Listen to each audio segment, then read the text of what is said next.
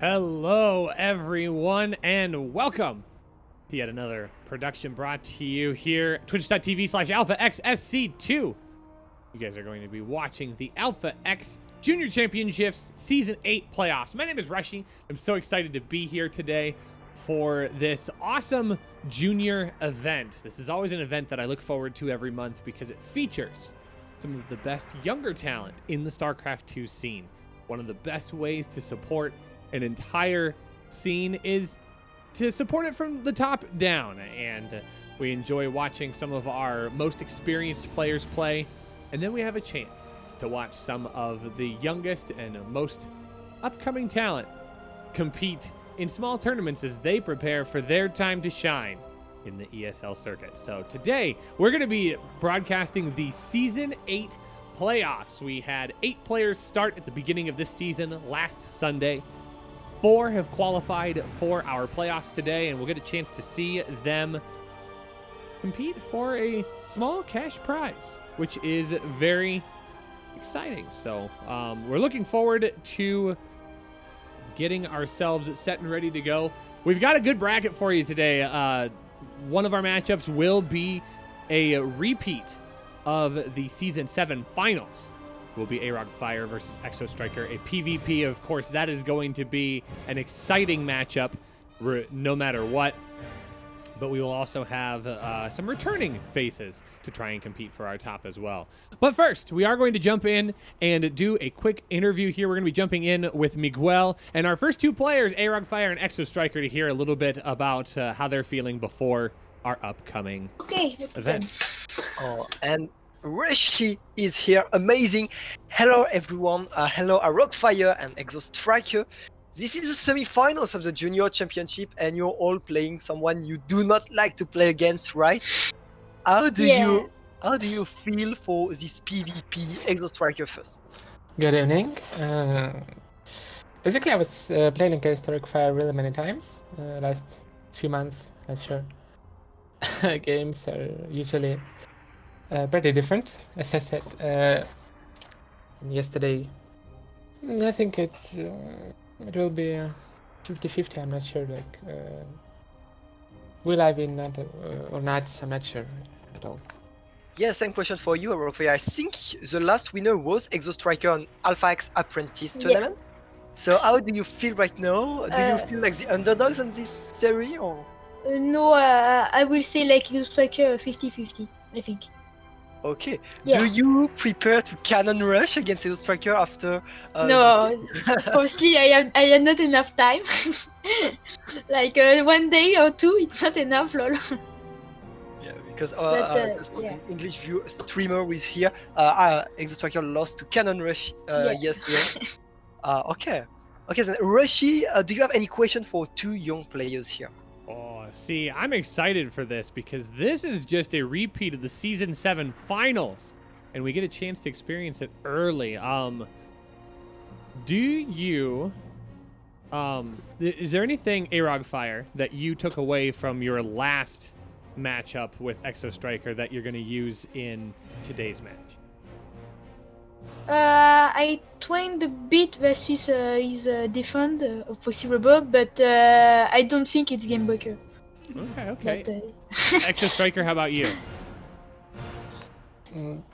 Nothing new at all. Nothing new? Okay. Well, the last time we saw both of you on the Junior Championships, it was a rather aggressive sort of play style. So it got me thinking. I wanted to ask both of you, do you have like an actual cheese that you like? So you're cheesy in the game, but is there a cheese in real life? Like, I like raclette a lot that you really like. And AROGfire, I mean, you're French. Cheese has got to be your thing, right? Yeah. It's question. I like Comté. Oh, okay. How about you, ExoStriker? I'd say no. I don't think that I like cheese. No cheese for ExoStriker. All right. Miguel, I know you are also French. Do you have a preferred cheese? Yeah, I love Saint-Nectaire, but but yeah, Comté is good too. But I mean, you're asking really weird question. You sound like Ghosty right now. Ghosty will always ask. Yeah, what Ghosty do will you always do? ask, what's your favorite? What if you were an animal? Which one would you be? Maybe I could say I was inspired by Ghosty. So next question for Arrock Fire and Exo Striker. If you were an animal, which one would you be? No. Arrock Fire first. No. I will say it's out question. Maybe a dolphin? Don't know. Okay. I like it, Exo I like Striker. I didn't get the question. What? If you were an animal, which one would you be? What? I completely don't get it. Yeah. Okay. Oh. It's just Ghosty will always ask this, so I suppose you had some opinion on it, but okay, no big deal. Okay, should we expect a lot of proxy rebels? Good question. I don't know.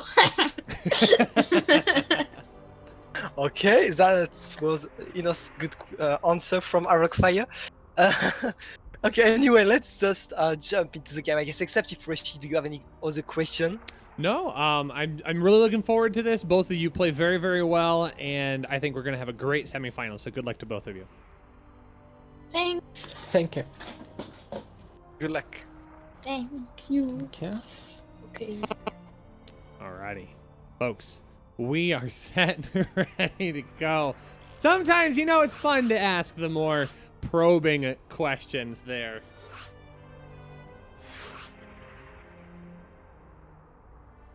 So, sometimes it's fun to learn something new about our players here as they get in, and we're gonna be starting up our first semifinal match here. It's gonna be Arrock Fire versus Exo Striker, a PvP. Last time we saw these two play in the Junior Championship Season 7 finals, there were a lot of proxies, and I would be willing to bet we're probably going to see the same thing today. So, folks, buckle in. We've got a great series going for you. By the way, because I'm noticing it in the chat, for some reason, we got everything changed up for this event, and we must have missed the notification alert. So those of you showing up for Innovation versus SOS Best of 9, that was earlier today. So we do apologize for the confusion there. Of course, we definitely encourage you to stick around because this is an absolutely amazing event. You'll get a chance to watch some players that maybe you're not entirely familiar with yet, but wouldn't it be awesome to say you were there when you saw them get big? So of course, the Innovation versus SOS VOD will be available later today. So if you are emotionally invested in that event, you will have the opportunity to check that out. But I think you should check it out after this amazing series here. We're going to go ahead and jump on in and get started. Spawning in the top left of Death Aura. It's our yellow Protoss player. Runner-up for Season 7. Playing for Alpha X. Give it up for Exo Striker. And spawning in the bottom right, our red Protoss player. The current two-time defending champion of the Alpha X Junior Championships. Playing for Alpha X, give it up for Arrock Fire. So these two players, just like ubiquitously just aggressive. I hate to even say the word cheese because normally when you think of like Protoss cheese, you think of cannons, you think of proxy gateway, you think of a lot of other things. And PvP has many, many different names.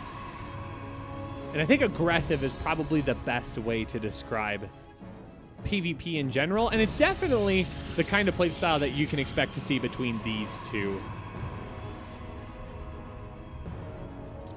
in this matchup. So the interesting part is these two play each other rather frequently, so they know each other's playstyle. What it comes down to is being able to be aggressive enough to still honor the type of play that you really want to go for, but at the same time, you gotta be able to mix it up just enough that it keeps your opponents guessing. And right now, Arrock Fire is going to be proxying out onto the map. He is going to be throwing down that robotics facility. I have to imagine that he has probably sat and pored over his previous VODs and his replays and is tried to put together, okay, where can I put this so that way Exostriker's not gonna find it? Because it's absolutely the kind of playstyle that he likes to go for, and it is gonna be Stalkers as per usual. Both of these players do really enjoy opening with that Stalker primary playstyle, going into a setup for that proxy robo to kick in. And Exostriker is actually going to find this right away. This is no surprise to his opponent here. This is just quintessential Arog Fire here.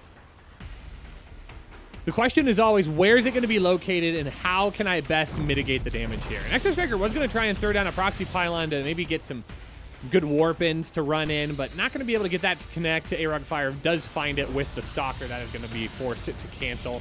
So now that's going to put Exostriker on a bit of a back foot here. He does have his...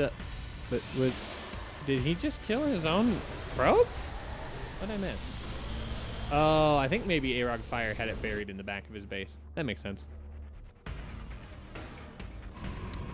Or either that, or maybe it was he was short on supply. I'm not sure. I didn't look that closely. But all right, we are setting up.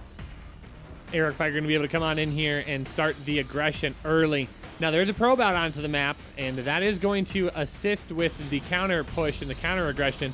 If Exostriker can hold this, he'll be able to get across the map really, really fast. Now, the only downside for Arog Fire is he did have to put his robotics facility on the backside of this wall. So not going to be as effective to get those reinforcing immortals up and in.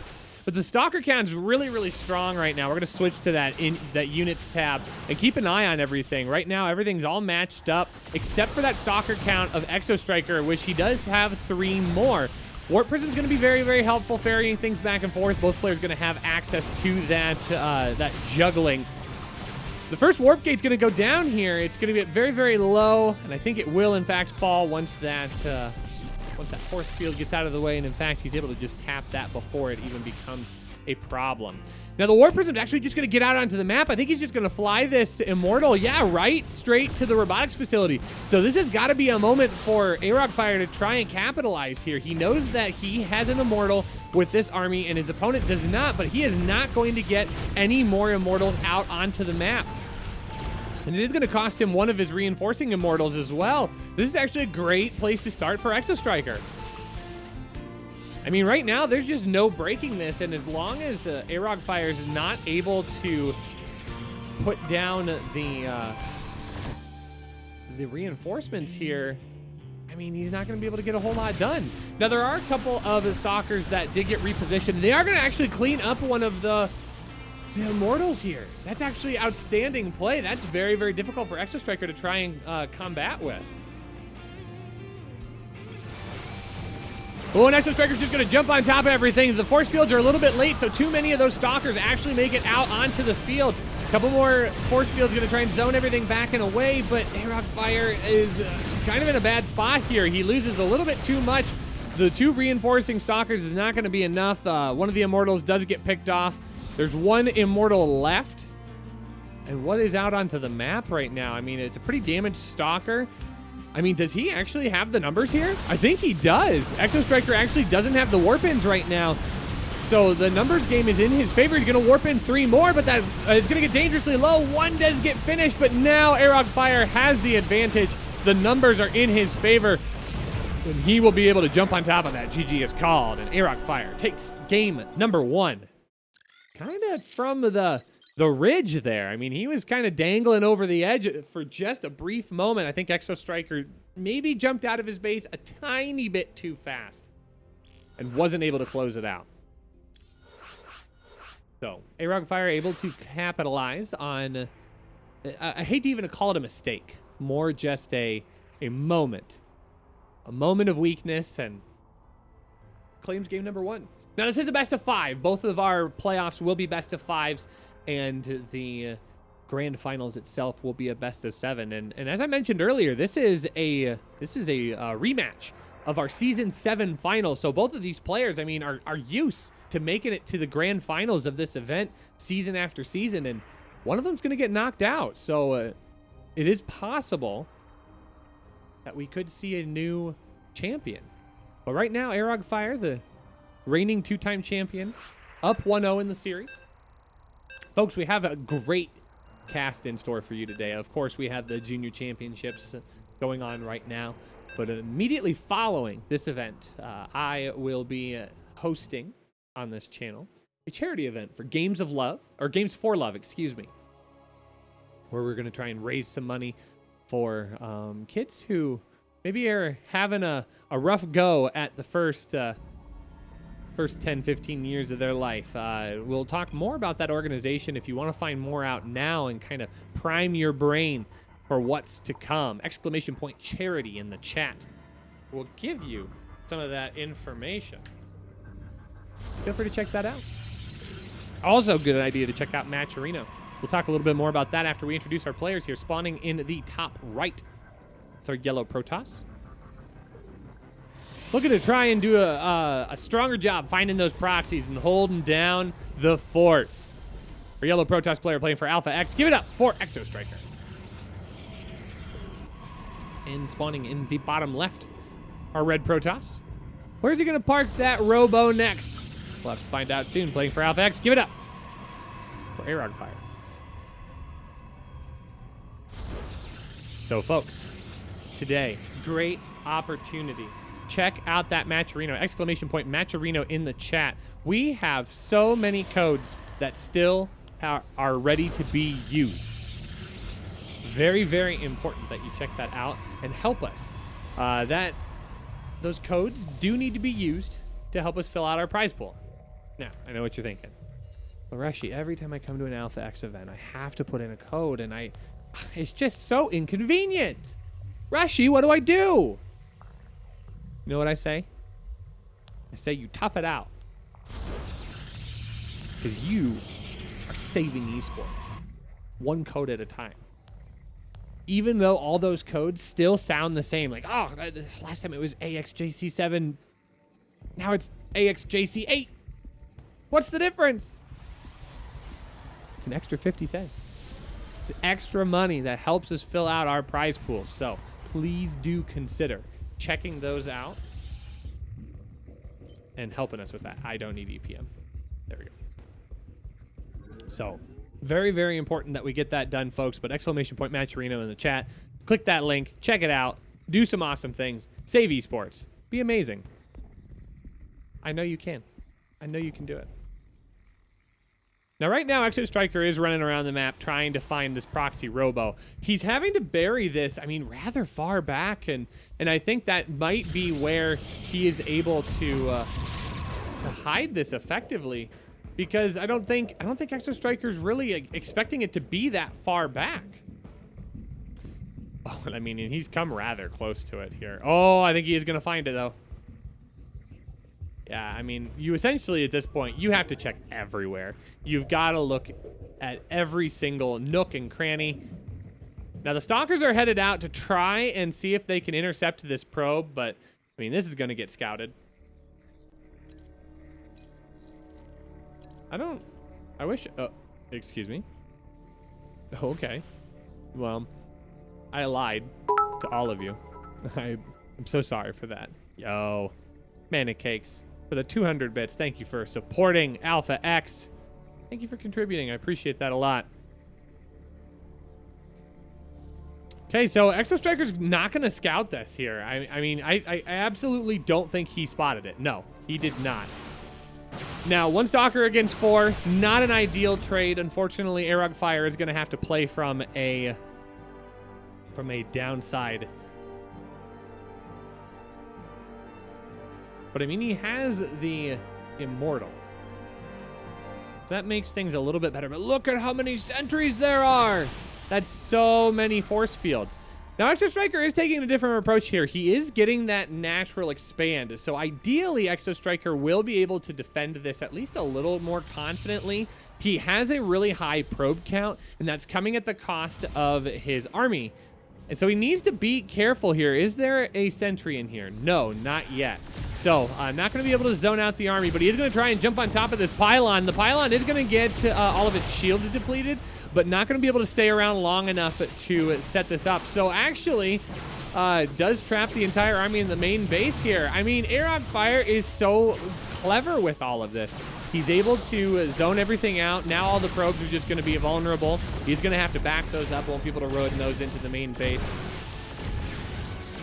He actually gets them all recalled. And I mean, this is just like, this is dirty play. I mean, this is dirty play even for Aerog Fire at this point. A lot better unit management here by Aerog Fire. Not allowing his units to get zoned out too terribly hard. Although that Warp Prism is dangerously close to those Stalkers, he's got to be careful. Exo Striker is unfortunately going to lose out on that Nexus, and that is going to come at a high cost because he's invested so much money into that probe count. I mean, look at the probes, 34 to 23, and they're not able to do anything. I mean, ideally, I think there's like a 50% efficiency increase going up to 24 workers in your mineral line, so he is getting some value out of it, but he would much rather have 3 or 4 more Stalkers. Although he's making the most of this situation here, some really good juggling in the use of those shield batteries is forcing Aerog Fire to engage in ways that he probably isn't comfortable doing here.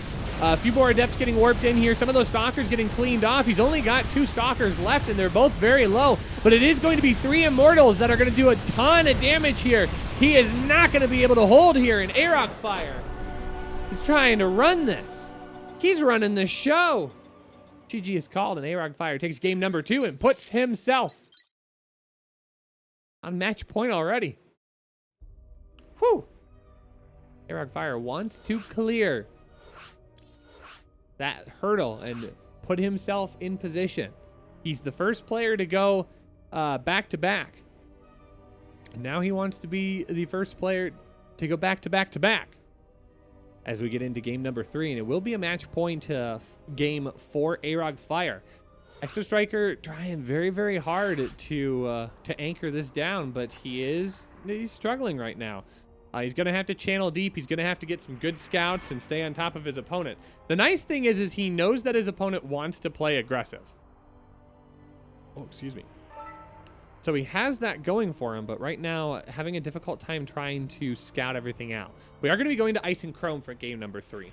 If Exo Striker is to advance to the finals, he needs to win the next 3 games in a row, which is a tall order, not impossible. But he's going to have to put in some work here.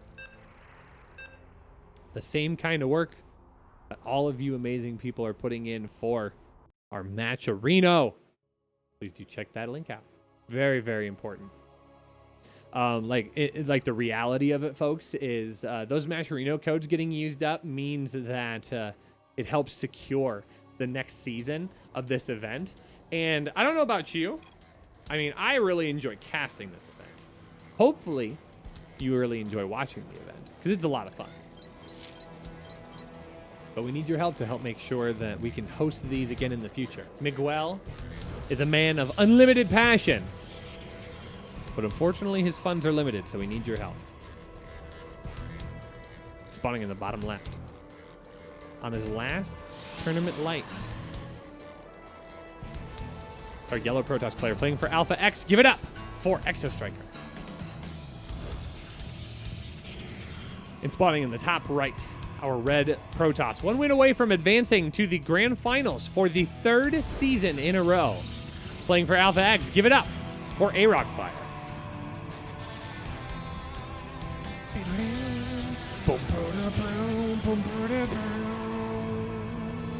I mean, I'm a Zerg player, but I will never not get hyped for Heaven's Devils. I will never not get hyped for this music. It's just amazing.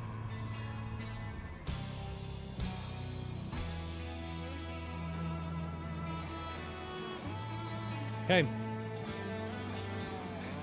So we've seen Exo Striker collect against Aerog Fire in the past, but it always comes off of an advantageous scout. And it's unfortunate that we have the chance to see just how painfully close he comes sometimes to being able to get these scouts off. But I actually am a little concerned for Aerog Fire in this one because this is just very close to a normal walk path. I mean, especially if he drops the Robo right there.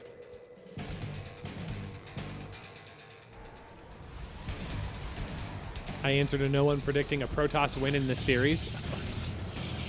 Nostradamus in the chat over here.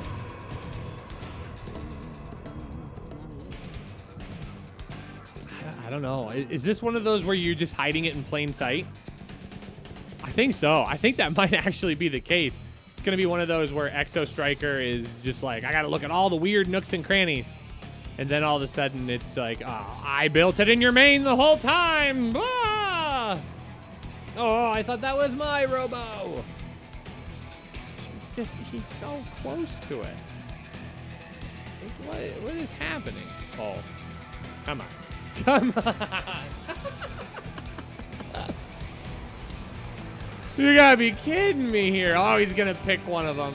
Okay, so one of the probes is off the map. I mean, this has got to be frustrating if you're Exo Striker. Oh. I mean, he's going to be ready. He is doing a one base instead. Getting up to that very, very quick Immortal with the Robo. Somehow, still not as fast as Arog Fire, but both the probes are going to get pulled off the map, and now Exo Striker is flying blind. He knows his opponent is proxying. Like, that much is a given. It's like, will the sun rise tomorrow? Yeah, absolutely.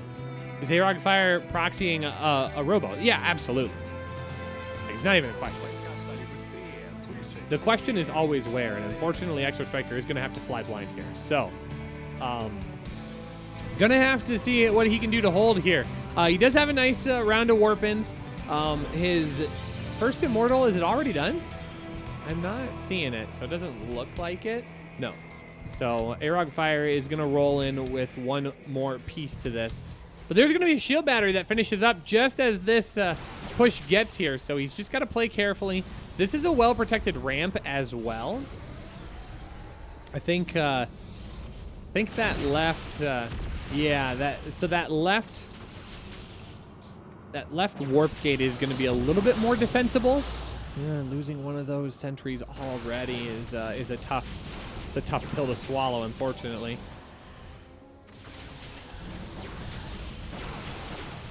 And Arog Fire has some incredible micro as well on the back side of it here, so he's going to have to invest all of his forces here. Losing the second sentry, that's actually painful, because now you're looking at an opponent that's got 3 sentries to your 0 effectively. Okay, so he does warp in one more, so he's going to have that, but unfortunately, without being able to zone out the army, the first warp gate does go down. Second warp gate actually already under fire as well. This just becomes such a difficult scenario to play from, and he's still out searching. This is actually, I think it's actually almost not even worth it to be out onto the map with that warp prism. You almost want that back at home to help deal with this army. But he is trying to commit into that.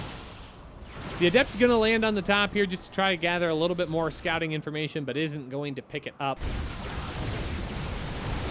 And now we're going to see Arog Fire committing here. He does bring all of his army up to the high ground.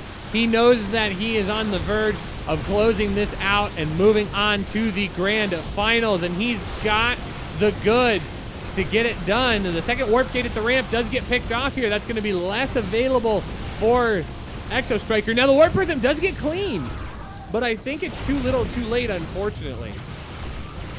Yeah, Arog Fire is just going to step on forward. All the probes get pulled off of the line here, and I think we are going to see Arog Fire moving on to the grand finals to compete for his first place in the Junior Championships. Exo Striker does have 2 Immortals in a prism. Theoretically, he has unlimited damage, but unfortunately, it's just going to be too much. GG is called, and Arog Fire with a quick 3-0 takes the series and moves on to the grand finals. Well played. Very, very quick games here, but not surprising play out of Arog Fire. He is going to be advancing forward.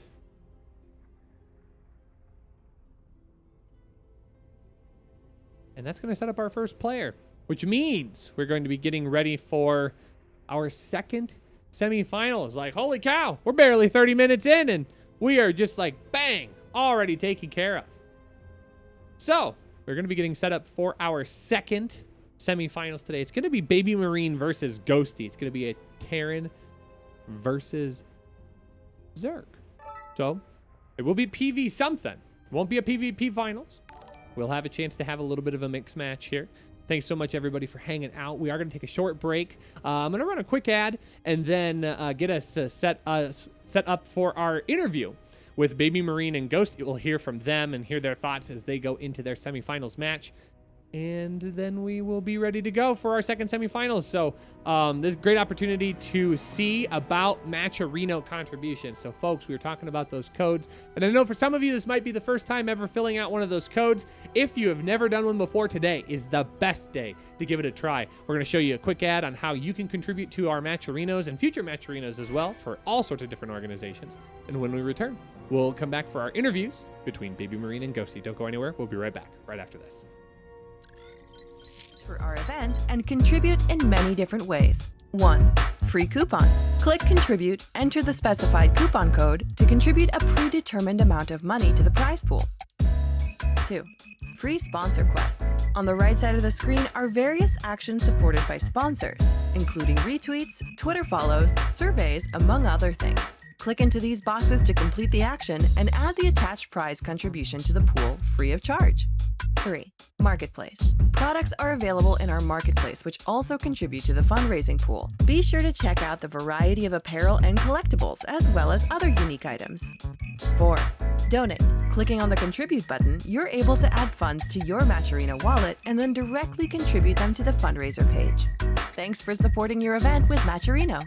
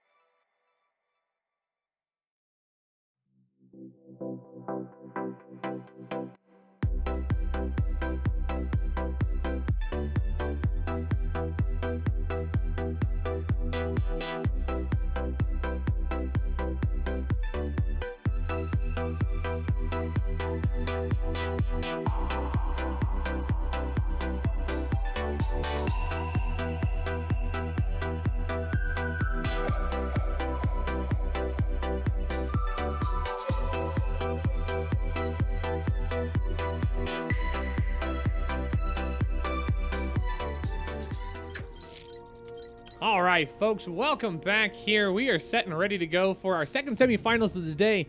It is going to be Baby Marine versus Ghosty. It's going to be a TVZ setting up here. But first, we're going to take a chance to speak with both of our players. And of course, I'm joined here with Miguel. Hello, Miguel. Hello, and my first question for you guys is: we just saw Rockfire winning really strongly against Exo Striker.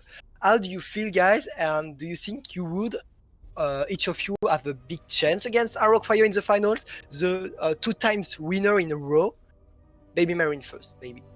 I feel like Rockfire is a very strong player.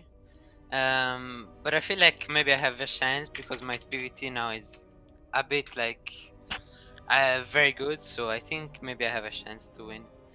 But he's a very strong player, so I don't know. Not sure. And what about you, Ghosty? I think like the same. If I play really well, I can win, but I don't think so. But I will try. Okay. Well, you both qualified for the playoff. Baby Marine, you were first of your group, and Ghosty, you were second of your group. So TVZ, how do you feel in the matchup? Ghosty first. Pretty confident, but I'm not playing that well in the last days, so I don't know. I don't know. Okay, Baby Marine. I feel like my TVZ is so terrible, so I'm not sure. I'm gonna try my best, but like, so horrible, really. Okay, my next question is specifically for Ghosty, but Baby Marine can answer too. If you were an animal, which one would you be? So I would be a snow bunny because they're really cool. Like you can hop around and that stuff, you know? Okay. What about you, Baby Marine? What? Not sure. You surprised me, guys. Like, I don't know what to answer to. Okay, better question for you, Baby Marine. If you were a pizza, which one would you be? Probably. A pineapple pizza, right? No, terrible. Pizza with salami, guys. Come on, amazing. Miguel, you took my thunder because I had a fun question queued up as well, but that's okay. It's okay. I suppose it is your tournament, so I'll let you have the fun. But I'm still gonna ask my question because we asked Exo Striker and Rockfire about cheese, since I know like the French really enjoy their cheese, but Italy, Germany, maybe not so big on the cheese front. So I was gonna ask both of you if you could be any unit from StarCraft 2, which unit would you be? Yeah, Mutalisk. obviously, like I would obviously be a Bailing, right? Ooh, You okay. would kill yourself? Oh, okay. Oh no, Ghosty, what about you? I would be a Mutalisk. Ooh, Because you can fly and that stuff and you regenerate yourself. Okay, does that mean we will see a lot of mutas during this match? I don't know. Ah. And it just goes to show, Miguel, even in the interview, Zerg is still OP. Yeah, of course. Alrighty, well, I'm actually very excited for both of these players. I don't know that I've casted both of you in the playoffs before. I think Ghosty once, but I'm excited to see both of you play. So I don't have any more questions. I'll just say toss it back to Miguel, and I'll say good luck to both of you. Thank you. Yeah, well, good luck, and we will see who will succeed and who might beat Rockfire in the finals. Good luck, guys. Thank you, guys. Bye bye. Bye bye. Alrighty. Ooh. Very, very excited here. It is going to be a TVZ, of course. Ghosty, a previous winner. Previous winner of the junior championships. In fact, I think he might have been the OG. We're gonna look here. I want to look. Yep, number 1. All the way back in December of 2019, Ghosty was our first winner over Arogfire. So a little bit of history there for you. And Baby Marine has kind of been in and out of the playoffs here over the course of our time. His first appearance was in season 3, where he was a semifinalist. Then he kind of went back and forth. His best finish is just semifinalist. Can he move forward and claim a chance at something greater? Or will Ghosty try to make a repeat performance of his season 1 series? We'll have to find out. You guys are watching the Alpha X Junior Championship Season 8 playoffs. My name is Rushy. So glad you guys are here. Check out that Matcherino. You are going to listen to me talk about that Matcherino all day. I might as well just be a Matcherino caster. Matcherino, send me a jersey. Okay, no, that's a little too sellout, Rushy. You got to dial it back here. Make sure you give the people what they want, and that's StarCraft 2. All right. I've dialed it back in. We're ready to go. Let's introduce our players here, spawning in the bottom left of Eternal Empire. It's our Purple Terran player, playing for Alpha X. Give it up for Baby Marine.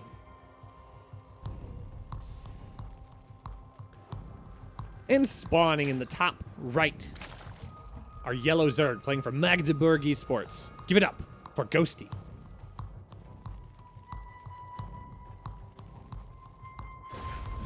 So interesting. I am like, okay, so I feel as if I always talk about this whenever I see a ZVT on Eternal Empire, because I just feel so opinionated that I absolutely despise this map.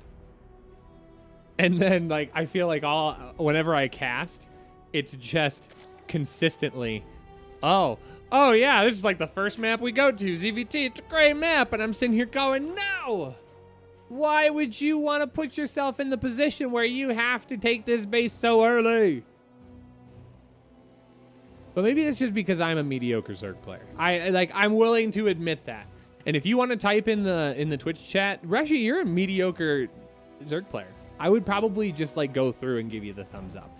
Our YouTube VOD watchers, if you want to put that in the comments, you know what? I'm going to put a note on my calendar 3 days from now to go and look at these comments, and I will personally like every person that types, Rushy, you're just a mediocre Zerg player. And I'll probably cry afterwards, but you know, it's fine. It's fine.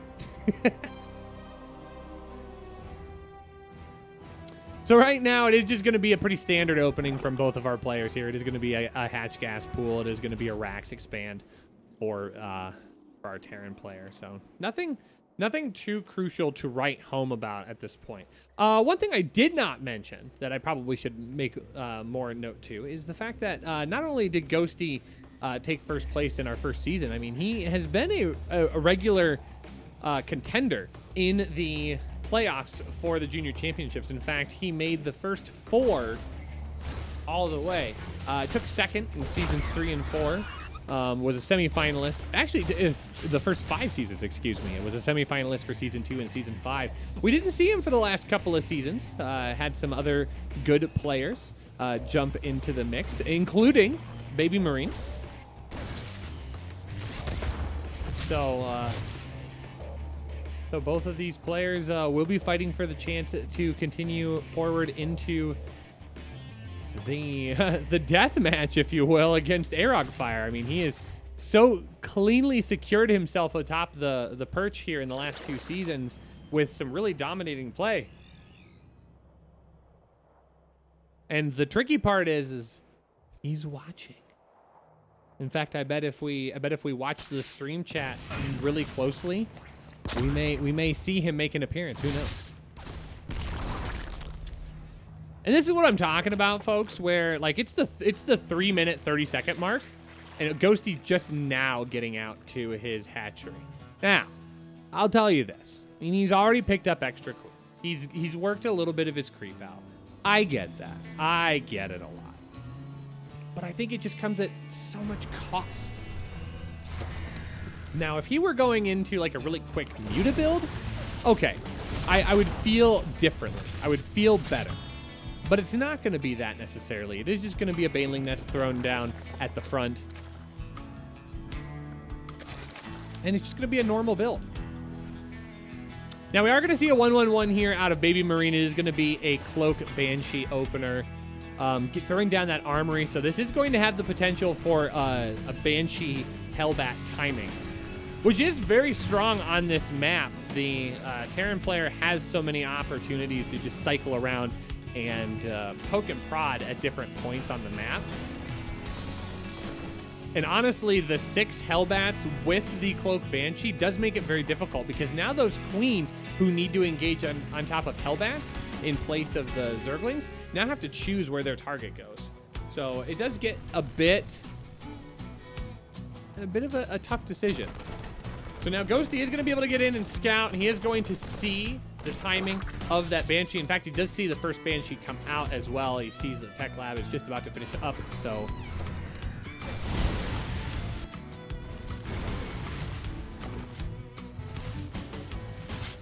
going to be good to go. Now it kind of boils down here to how you hold this engagement. 1-1's on the way, so Ghosty is setting himself up for the transition. But now we are going to see those Hellbats morph in here. Now this does lose a little bit of power because it doesn't come with any Medivacs. So there will be no healing. Everything will be kind of locked into place. But we already have Banelings, and actually targeting at this choke does make that very difficult for Baby Marine to actually engage the way he wants to. So Ghosty's going to be able to anchor this down, at least for the short term. Spore Crawlers in those mineral lines will help prevent those Banshees from being able to roam free. They are actually going to rotate to the back side of the natural, but a very good surround of those Zerglings will take a lot of pressure off. Even just damaging those Hellions that much makes a huge difference here. Now Ghosty can breathe. He can take care of business. He pushes back those Banshees. The Banshees really don't dive in and get any real damage done at this point, but it has allowed a Baby Marine to be able to get his third base going. He is going to get that orbital command set up, and we do see that transition into a pretty typical bio game, which is not anything that's too terribly scary. I think Ghosty's in an okay position to help deal with that. Yeah, one more of those Hellions going to be able to get picked off here. His fourth base, it's going to go down. Ooh, those Queens actually caught off a creep. This is a bit of a scary moment here. I'm not quite sure why those Queens wandered all the way out, but he's going to do everything he possibly can to save all of these Queens, and those transfuses were crucial in just the right second. Okay, I did just peek at the chat, and I see I see the people saying nice things about me. And first off, thank you. Second off, send me your PayPal links. I'll make sure to wire you the money that you are owed. Daw, thanks, chat. Wholesome Twitch chat brought to you by twitch.tv/alphaxsc2. I'll shamelessly plug my own this own stream. I got it. Occasionally, I accidentally plug my own stream because I'm not thinking. You know, it's fun. Okay, so this isn't actually that scary of a push here, especially with Banelings, but the Banelings don't have speed. So this is still a little bit touch and go here. The Banelings didn't want to connect onto the Hellbats, but the Hellbats really kind of became their only target because no Zerglings means those Banelings are just free to be picked off by those Marines. And now they are going to start working on the hatchery here. This is starting to get a little dicey. Oh, some good Baneling connects here. Do actually find some Marines, but now the second wave is going to be easily dealt with. That Baneling speed does finish up. And the hatchery is going to be left at about 50% health, which isn't great, but it's definitely an okay place to play from. I'm actually surprised there weren't any tanks going with this. He's actually reinvesting into Hellions, and he's also going into Widow Mines. So I guess that makes more sense. But I guess I still feel really confidently about having some tanks with this. But Baby Marine feels otherwise. He is going to just continue that Widow meme production. Oh, and there are Mutas. We were told that maybe mutas were going to be in the cards here. That is going to be able to deal damage to the Liberator here. Liberator is going to pick up 1 kill and get a little bit of mining time negated, but, you know, that's fine. I think he can afford that at this point. He's actually gotten out across and taken 3 workers. I don't know if those workers actually just came with this army. It's entirely possible, but this is now enough Ling and Bane. He's got to be careful baiting out those Widowmine shots. The last Widowmine actually does get on top of a group of Banelings, but he will have to back off. There's just way too much here at this point. So Ghosty already getting up to his 5th base here. He's making that transition into Muta Ling Bane, getting that +1 flyer attack upgrade. Back on his side of the map, those mutas are going to poke and prod just a little bit. He does see that 4th command center being built just in time, so he can make that progress here. And he's going to grab those drilling claws as well. 2-2 also on the way along with that. And I think there are going to be some Thors added into this mix, but it's kind of a touch and go call here, right? I mean, he's only got 6 mutas out on the map right now. It's not like he's flooding with a whole bunch of muta production. He's gonna probably have at least 9 or 10 for right now. So that does give him the versatility of being able to shut down some of those drops, put a little bit of pressure onto the Medivacs. But right now, where are the Medivacs? Okay, there's only 3, and none of them are moving with that Marine composition army. I don't know how I feel about that. We're gonna have to keep an eye on that. I don't know if Baby Marine has something planned. Nah, it just looks like he was gonna try and get after something. Oh, but that's not a great engagement here. A lot of those Zerglings do dash up into the ramp and get picked off. That's gonna at least give Baby Marine a little bit of hope here, but take a look at the income advantage. 89 workers to 58. Mules are good, but they're not 30 drones good. That army size. That's kind of the scary part here. So Baby Marine's got a little bit more sophisticated army. With those Widowmines, with that Thor. This is going to be a heck of a surround here. Baby Marine's got to be careful. He does not want to get completely pounced on, and that seems to be the case here. He has backed himself up far enough that he's not going to get completely surrounded, and Ghosty realizes this. He does back off here, but it does cost him a stim. Ooh, actually picking off a couple of those Creep Queens. That's actually a nice little pick there. Okay, all right, okay, all right, okay. Okay, now ladies. Yeah. All right, Hive just about done. Now we're starting to see Ghosty go into the large muta flock composition here. He grabs 7 more, so he's up to 15. Still not an overwhelming number, but it is going to draw out more of those Thors, and more of those Thors are going to be more useful here. So a little bit of a muta Bane run by here as Ghosty does try to keep zoning out this army. He's got to be careful. He's got to send all of these forces up here. But now the Widowmines are going to try and connect, and they do get some decent connections here, but it's going to come at the cost of his 5th base. And honestly, Ghosty can afford to lose this base. I'm a little surprised he allowed it to finish. But now the 5th base of Baby Marine does get picked off. Ghosty can be able to clean up some of the small forces here. And that's just going to... I think that's going to just spiral. The creep spread is still really good for Ghosty up on this side of the map, and he's going to be able to get on top of this now. Some good burrows, baits out some mine hits. 14 workers has gone down. Excuse me, but where? Oh, that must have been residual of this, and I just didn't look. What a noob! He doesn't even read the screen. I bet he doesn't even use location hotkeys either. All right, mutas are going to be able to continue to get really, really good damage done. Look at how stemmed that army is. Oh my gosh. Oh, yeah. Oh, yeah. Okay, no energy, overstemmed army. This is kind of a rough situation here. I mean, I've never looked at like an army of 30 Marines and seen like, you know, I think these mutas could maybe take that. I really think they could. I think it would maybe be a lot closer than most anyone would believe. But he doesn't want to engage on top of those Thors. That's a bad idea. Now, we already have the transition underway. We do have Ultralisks on the way not only do we have adrenal glands, we have whatever this silly upgrade is called. I'm struggling. I can't remember it. Ultra armor. That's gonna bug me. What is this called? Oh, I don't even know. I think I'm gonna give up. Alrighty. This is gonna be kind of a big attack here. I don't know that there's enough to deal with all of this. Even with all the upgrades not quite done. Oh, he's able to clean up so much of that. Oh, Ghosty. Ghosty, just go for it. Just go for it. Chitinous plating. We've done it. I didn't look at it the moment it came up. You looked at it the moment it came up. How dare you? How dare you make fun of me in front of my friends?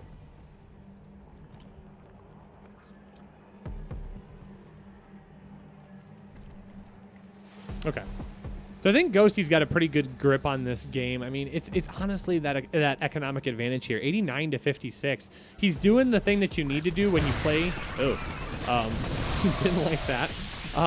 He's doing the thing that you need to do when you play this kind of style. You just need to be able to trade inefficiently, and the way that you balance that is you just have a greater economy by a long shot here. And then that means you can throw away Lings, you can throw away Banes. As long as you're dealing some sort of damage, you'll come out ahead in the end. And then you will get into the territory of what's called a death by 1,000 cuts. You never just clearly roll over your opponent, but you just beat them up enough to the point where all of a sudden, oh, oops, you just don't have anything. I win. So Baby Marine trying to get some of these backstabs to work, but the drops just aren't sticking. Some very good creep spread here by Ghosty. Ghosty was concerned in his pre-game interview that he wasn't playing very well, but it seems like in game number 1, I mean, he's got a really good grip on the situation. Now, the Muta's going to be able to jump on in. There's enough here that they're going to be able to deal a lot of damage to the missile turrets.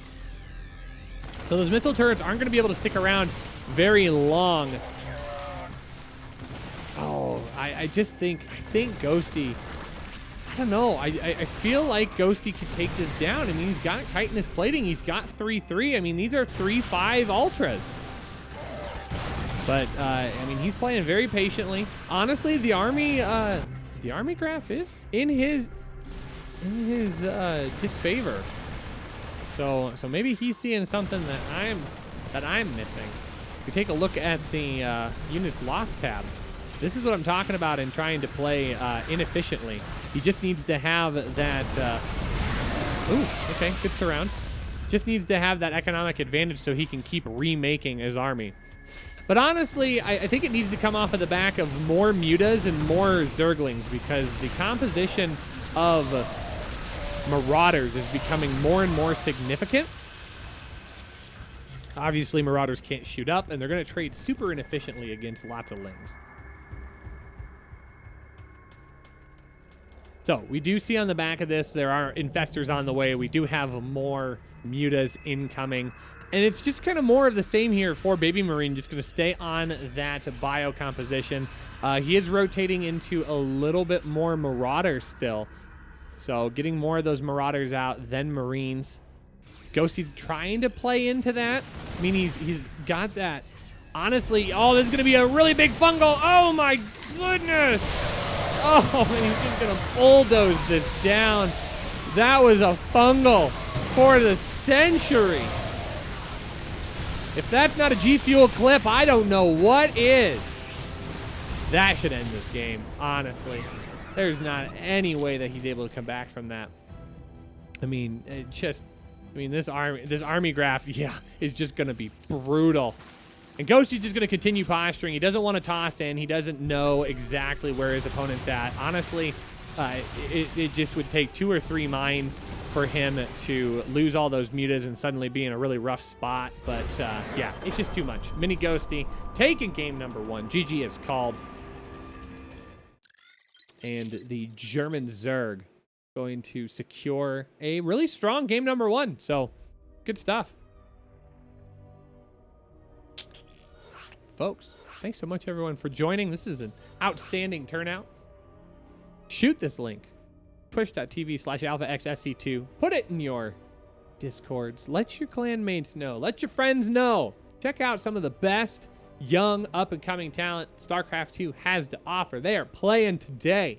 We've already seen AROG Fire and Exo Striker and AROG Fire making it to the grand finals. We are watching Baby Marine and Ghosty to see who's going to join AROG Fire at this point. So do consider spreading the word. I love all 219 of you. But if you've got 200 more friends, even just like one, you could double it. One friend from everyone would double our viewership, which would be super cool. And it would help us fill out our Matcherino. Huh!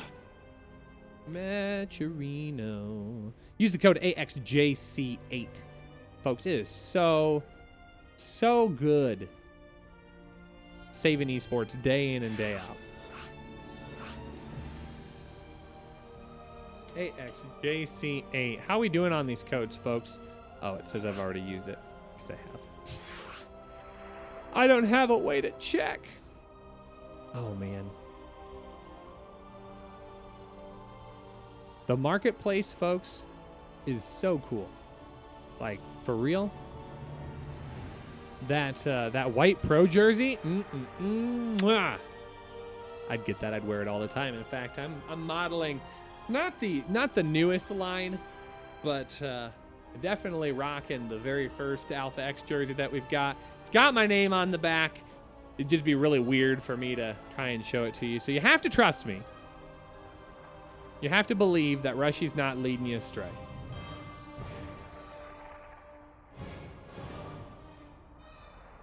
We are getting set up for game number 2 here. It is going to be on Submarine. What else can I talk about? I can talk about some of our other awesome sponsors that you can see down below. We've got great people that support the Junior Championships by itself. Of course, Team Exxon, Demonium, good people. Sniper. Oh, Sniper's in the chat. We like Sniper. He's a good dude. And of course, Global Clan as well. So we're so grateful for everyone that contributes directly to the Junior Championships. Of course, if you are somebody that would like to go and contribute directly, of course, always check out that Matcherino. But then also, if you want to go just a step further, you can always consider checking out our Patreon, AX Junior Championships. And you too could sponsor it in a bigger way. You might be going, but it sounds hard. Do I know any like individuals? I mean, you're looking at Sniper, Daemonum, Camo. Like, they're like the Atlas of esports right now, just tossing it on their back, carrying the world, one series at a time. It's good stuff. But honestly, if the most you can do is hang out in the stream, watch and support these awesome players just by giving us your viewership, heck yeah. Appreciate that for everything it is. So thank you so much for being here. We are set and ready to go for game number 2. We're on Submarine, spawning in the bottom right-hand corner, our purple Terran. Looking to even up the series 1-1. Playing for Alpha X. Give it up for Baby Marine. And spawning in the top left, our yellow Zerg. For Magdeburg Esports. Give it up for Ghosty.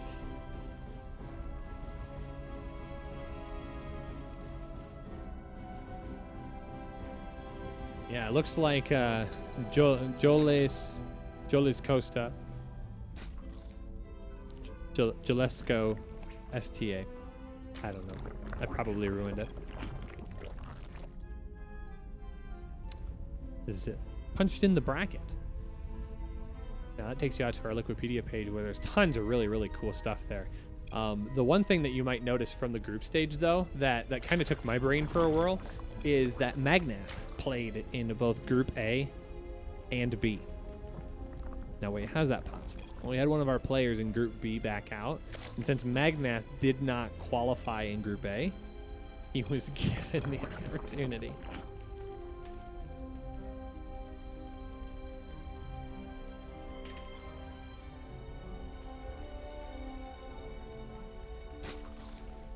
to play again in Group B.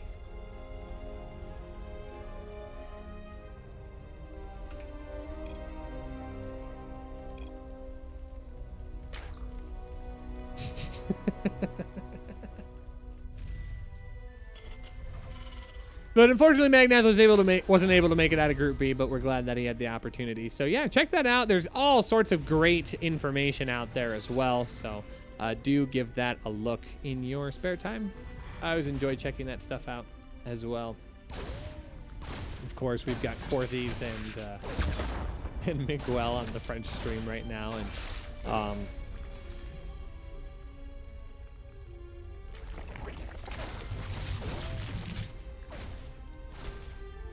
and of course, we like having a little bit of fun. That's kind of the fun thing about having tournaments on community channels. You get a chance to kick back, and we can still have a great professional cast, but at the same time, you know what? Just having a little bit of fun. And being a solo caster, I do sincerely miss being able to banter back and forth. Like, so this week, I was casting the Ultimate Showdown, or the Alpha Pro Series Ultimate Showdown with Black One, and oh my gosh, the banter that we had back and forth was just so fun. Makes me miss him. And I was glad that he covered yesterday's Group B for this event. So that was very, very good.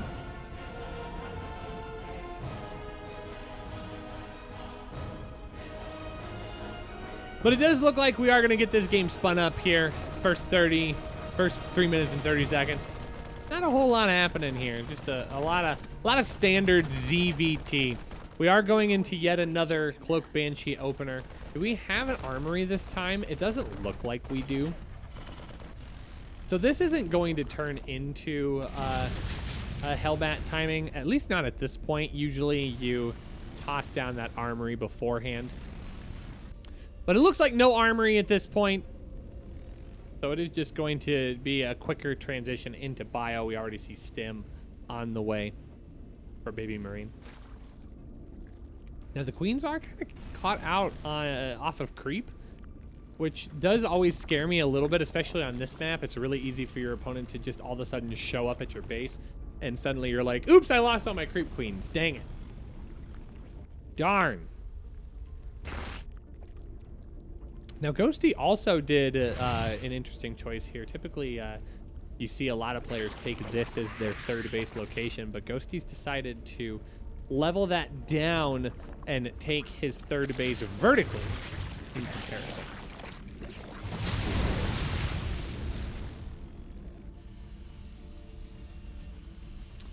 Now, on the backside of this, there is a third command center already on the way in the wall.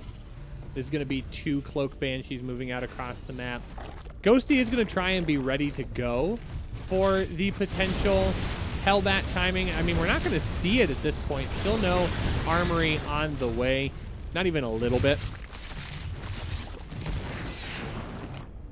He does lose 6 workers, though, to those Hellions. So, honestly, from Baby Marine's standpoint, he really doesn't even need those Hellbats. He got the damage done that he needed. So Stimback is now finished up and complete. We're going to have to see where the timing is going to come here. 4th base already on the way for Ghosty. He's going to grab the Devil Evolution Chamber. Now, I feel like these Banshees are going to hit really late. It could possibly hit late enough that it kind of throws Ghosty off, but Ghosty's already going to see this coming. He had at least the indication from his Overlord.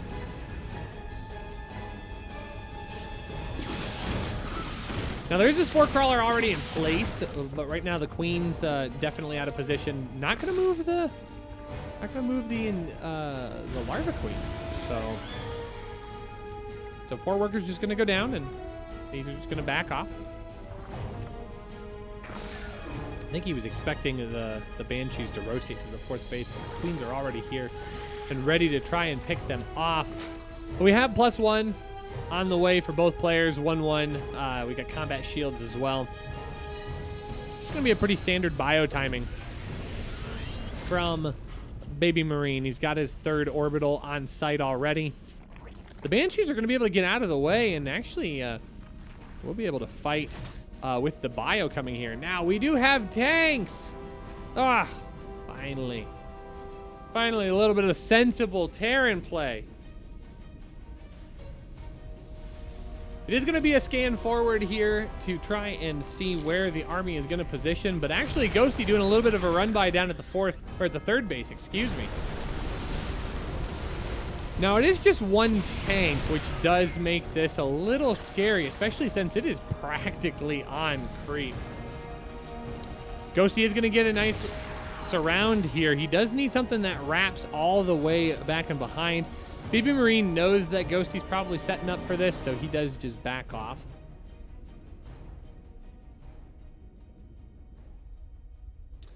And that's just going to prompt Ghosty into a bigger transition here. So grabbing that 5th base, we are going to see another Ling run by. And actually, those workers get pulled almost immediately. So that was a bit of a crazy... Sixth Sense. I don't know if he scouted it coming here. Maybe it was sitting here and then it ran around. That's entirely possible, honestly. But it's going to be Hydraling Bane. Ghosty actually, I think, playing kind of off the information from game number 1. Hydraling Bane's usually really good against... excuse me. Thank you. Really good against Mind Play. But in this case, it is just going to be tanks instead of Widow Mines.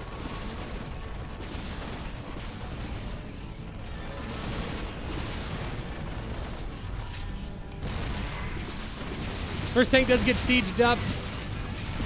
Trying to get a bit of a surround here, but not going to be super successful. So instead, he just decides to take these Zerglings and run in. A lot of them are going to get picked off, but they will make their way into the main, so that will get at least a little bit of damage done. Meanwhile, back on the opposite side of the map, this army just kind of in hold position right now. Still just one tank over on this side. The second and the third tank actually contributing to the defense of the base. That tank in a really good position actually eats a lot of Banelings. Speaking of eating Banelings, the Marines get cornered and Ghosty able to jump on top of that. So Baby Marine going to be forced up and away. We do have a Spire incoming as well as an Infestation. So we're going to see Ghosty making a bit of a transition here. 48 Lings in production. Just continuing to keep that army count high.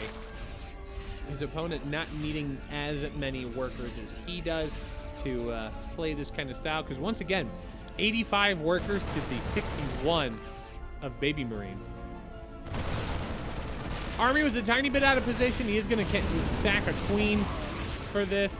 Hydras will be able to push the Medivacs back and away.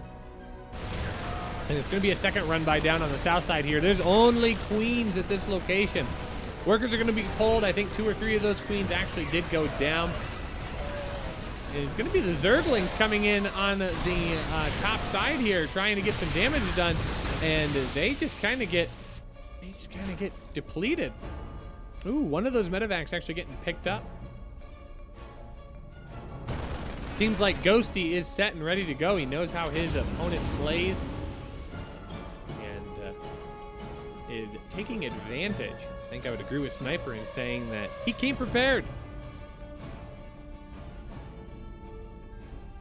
Now we are seeing a little bit of the new popular tech coming up here in the Lurker Den. Of course, we've seen Raynor make very, very good use of the Lurker Den against Bio Tank. We'll have to see if Ghosty can have the same kind of success here. He is going to get in on top of this Planetary, and the Planetary is going to fall. Very good wraparound. 7 workers do get cleaned up. Set 8 and 9 also there. I mean, that's going to kind of put this army in a bit of an awkward position. It's going to be kind of caught out. Some good Zergling surrounds. We're able to clean up those Marines, and now we're starting to look at a Baby Marine army that is looking very, very sorely low. And this is a lot of worker kills as well.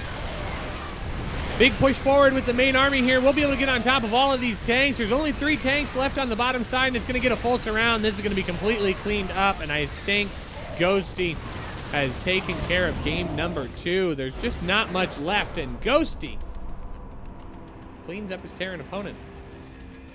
GG's call. Very well played by our yellow German Zerg. I will entirely agree with Sniper. He came prepared today. Maybe even like downplaying a little bit to his opponent in the interview. Saying, oh yeah, you know, don't feel like I'm playing my best right now. And showing that he's got some good energy in the tank. That is for sure. So it is going to be a match point here for Ghosty. We're going to be going to Pillars of Gold for game number 3. Baby Marine is going to start his conquest. He's going to have to start it now.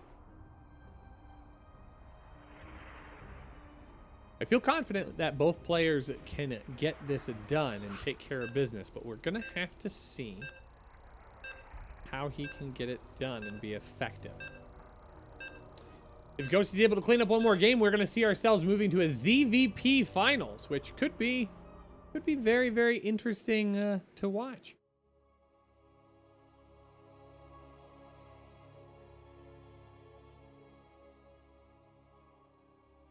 We're going to be set and ready to go. Thanks so much, everybody, for hanging out. I see some of you brought some of your friends. Thank you. Really do appreciate that. You're making the most of our event here. Oh, come on. Thank you. It keeps doing this weird thing where my keyboard's not clicked onto the right screen, so then I don't get the command that I'm looking for. But this one always works. Beautiful. Nailed it. Alrighty. Folks. Spawning in the bottom left. It's our yellow Zerg player. 1 win away. He's on match point. Go on to face AROG Fire. Grand Finals, the Season 8 playoffs. And he closed it out for Magdeburg Esports. Give it up for Ghosty. And spawning in the top right, our purple Terran needs to win 3 in a row if he wants to advance to the Grand Finals for the first time in the Junior Championships. Playing for Alpha X, give it up for Baby Marine.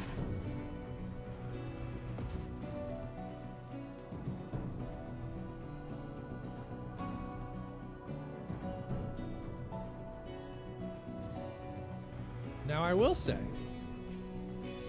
that I thought maybe we'd see a little bit of aggression here. Of course, we know that AROG Fire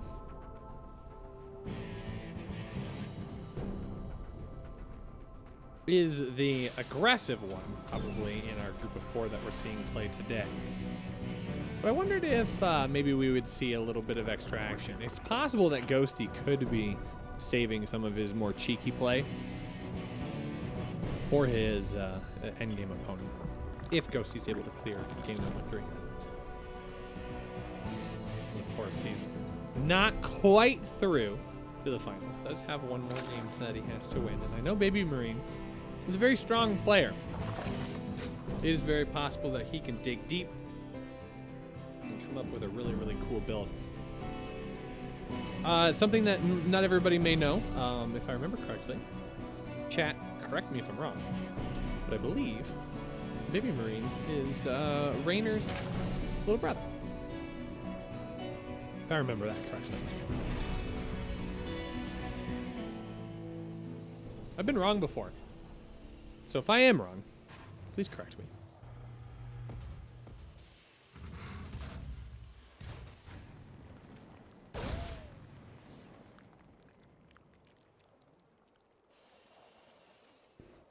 So, a little bit of gaming royalty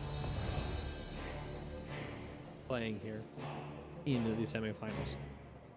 Of course, like I said, Baby Marine looking for his first appearance in the Grand Finals for the Junior Championship. Ghosty would be looking to try and re-secure his time atop the throne over the current 2-time reigning champion.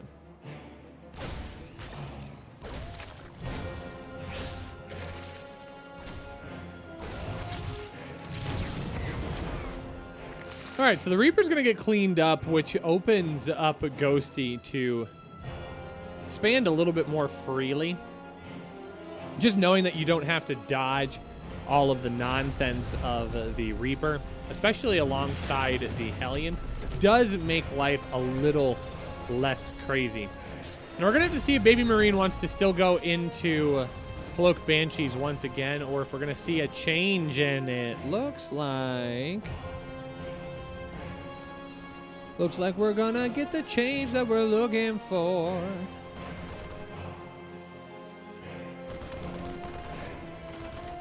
So we have a fusion core coming down here. Now, this is what I love. As Ghosty was flying in his Overlord, the upgrade for Cloak Banshee was going. So, good fake will give Baby Marine a chance to possibly surprise his opponent, who is currently investing in quite a large amount of Zerglings. Now, can he see? Okay, I kept looking at Baby Marine. That's silly. Nope, as far as he knows, he's still, Baby Marine is still researching Cloak. Yeah, I love this. I love this. We're seeing the Baneling Nest go down. It's a lot of investment into tech that's not going to help against a battlecruiser at this point.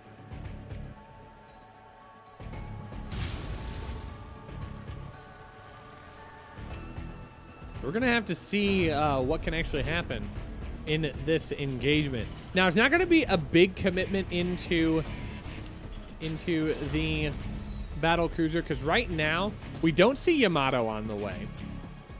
So that would lead me to believe that we're probably just going to stop at 1, maybe 2 battlecruisers, and Stim already under production as well as the fact that 2 barracks just went down.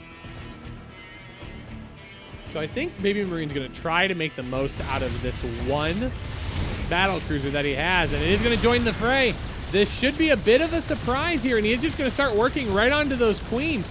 Now, with no Yamato, that is going to make this a little bit more challenging, but he is going to be able to clear 2 of those off before the battlecruiser gets pushed away. But it comes at the cost of so many drones. 10 drones actually get fried, 11 when it's all said and done. Some very, very good play here by Baby Marine. Slows down Ghosty just a little bit.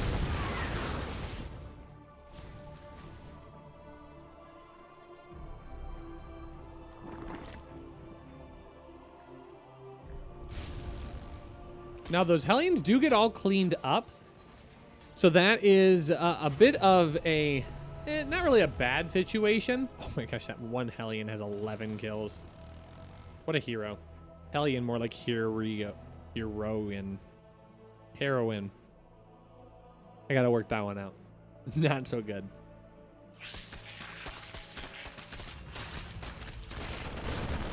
But it does limit the amount that he is going to be able to get done here initially here. The bio is going to be the transitional force, so he's not disappointed to lose those Hellions, especially when he was able to take out as many workers as he did.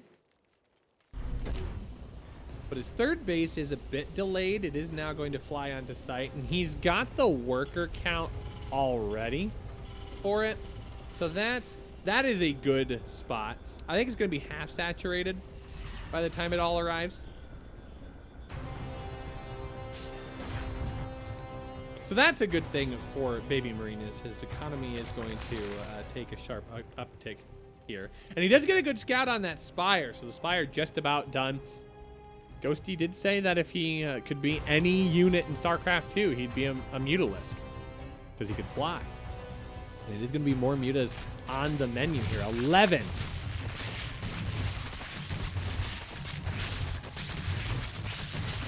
On the way.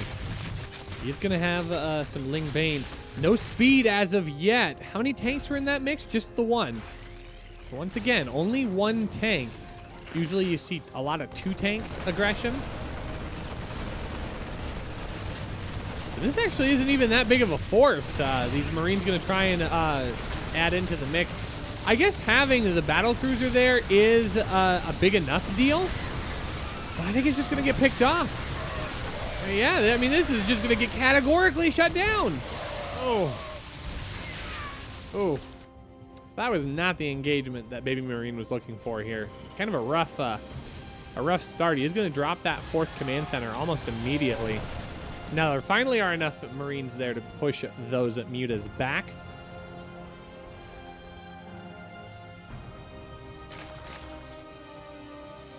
But I think it's going to be a difficult transition here.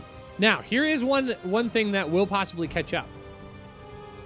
Mini Ghosty did hold off on his upgrades, like by a lot, because he's only just a little over halfway done with his 1-1. While Baby Marine is in fact already moving on to his +2. So he will have some advantages there, at least for a little while. Gonna be able to pick off one of those gases. It does slow down any tank or Widowmine production that he is going into. But really, it's kind of unclear what he's getting into at this point. It looks like it's probably going to be tanks, as it is going to be a tech lab going down. Well, I guess there are some Widowmines.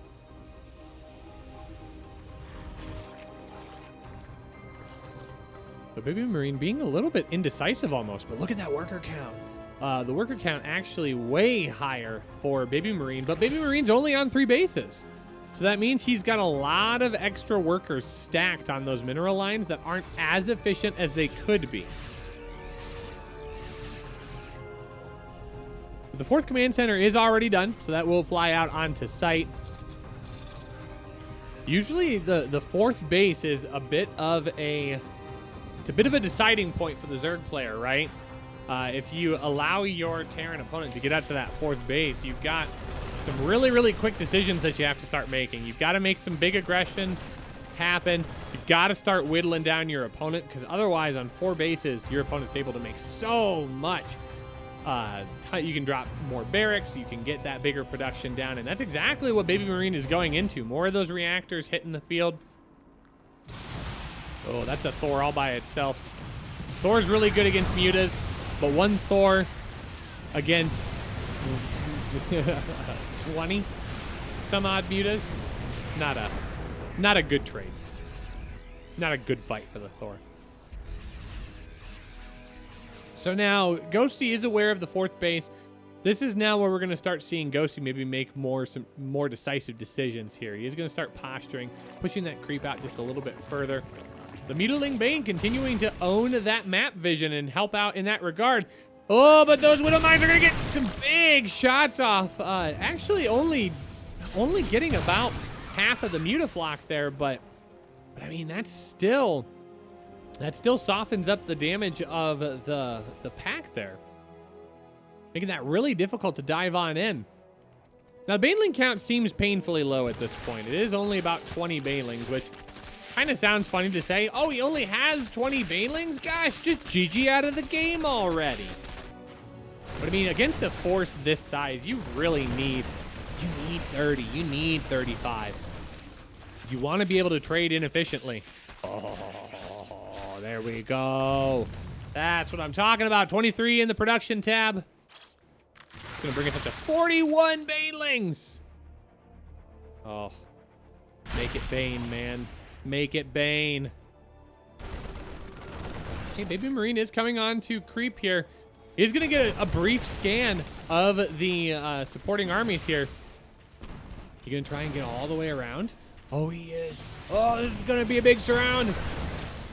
Oh, this is huge, I think. Oh, there are mines on the backside here. So that's not going to be as effective as he wants it to be. Those mines are going to connect with so much of the backside of this, but it's not enough. This is going to get all cleaned up, and Ghosty with a 360 surround, even trading inefficiently off of those Widow mines. Not going to be able to make that work. And so many of these mutas continue to reign supreme. And this now becomes a very difficult game for Baby Marine.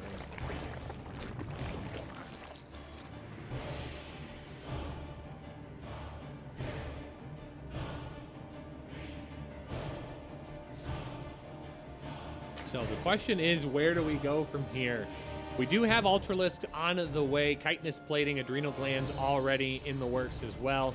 These mutas still have not been dealt with. They're actually going to pick off a building command center. This army's actually going to get caught out. Okay, that was actually a pretty decent trade for Baby Marine. Detonates a lot of those banelings. Unfortunately, not enough.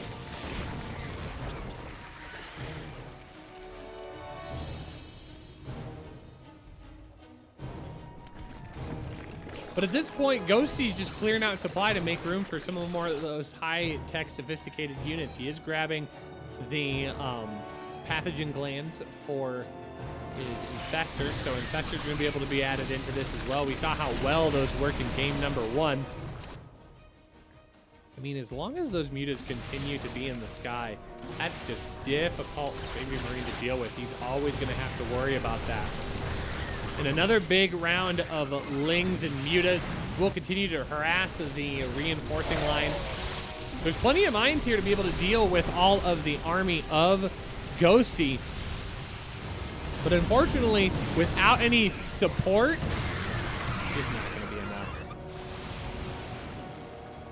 I still wouldn't be surprised to see, yeah, there's the Ghost Academy. I was like, normally anytime you even show your ultras, immediately a Ghost Academy goes down. So we are going to see ghosts on the way for Baby Marine, but I mean, Baby Marine's honestly kind of running short on time here. I don't know if he's going to be able to get any ghosts out in a substantial number, but Ghosty's trying to take as many of the bases as possible here. I kind of thought maybe this would scout that base and he would then go pay attention to that. Not at this point. Now, see, this is what I'm talking about. Without those banelings, that army is impossible to engage on, even with ultras. Oh man, that army is so stemmed. Okay, he's gonna leap on top of that base, and he does get that picked off. Fortunately for Ghosty, I mean, he's got one there. He's got one there. He's doing okay. He's gonna remake it anyways because it's the right thing to do, but he can easily just pull those workers down to the bottom right-hand corner. And he's just gonna be fine. But he did get a good scan on the top left corner base. He's actually going for this one as well. Oh, Ghosty. Ghosty, you flexing now. Oh, those are some big mine hits. I love that infestor in tow. Baby Marine always has to respect the fungal, and the first fungal does get landed. But it's not going to be enough of the army that gets pinned down here. So Ghosty's actually going to trade that rather inefficiently, but I think it's going to empower him to come up on the right-hand side. There is a planetary, but there are enough adrenal gland lings to be able to get on top of this that this just becomes very, very difficult for Baby Marine to deal with. But those banelings do not trade efficiently at all. He does kill 13 workers, but he's not able to take the planetary with him. So that's a bit of a sacrifice there. And Ghosty's honestly not paying for it just yet. He's almost dead even on units lost. I'll admit, I'm a little impressed. So Baby Marine's doing everything he can to hang in this game.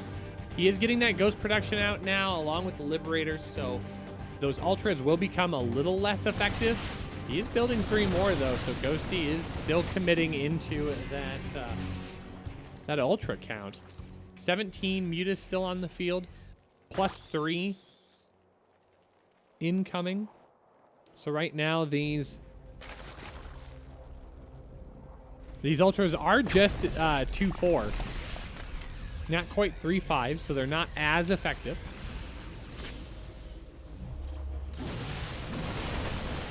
I think at this point, Ghosty's just like, whatever. You can have that top left base. Oh, gosh, these mines getting so much value. But really, really good pivoting as well. Ling's going to get more and more of those workers.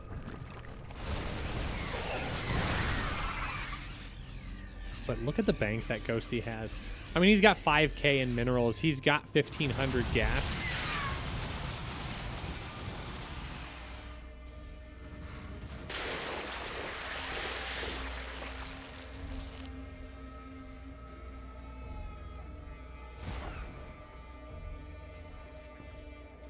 So this just kind of becomes a bit of a back and forth now. I feel like Baby Marine is just being shoved back into a corner.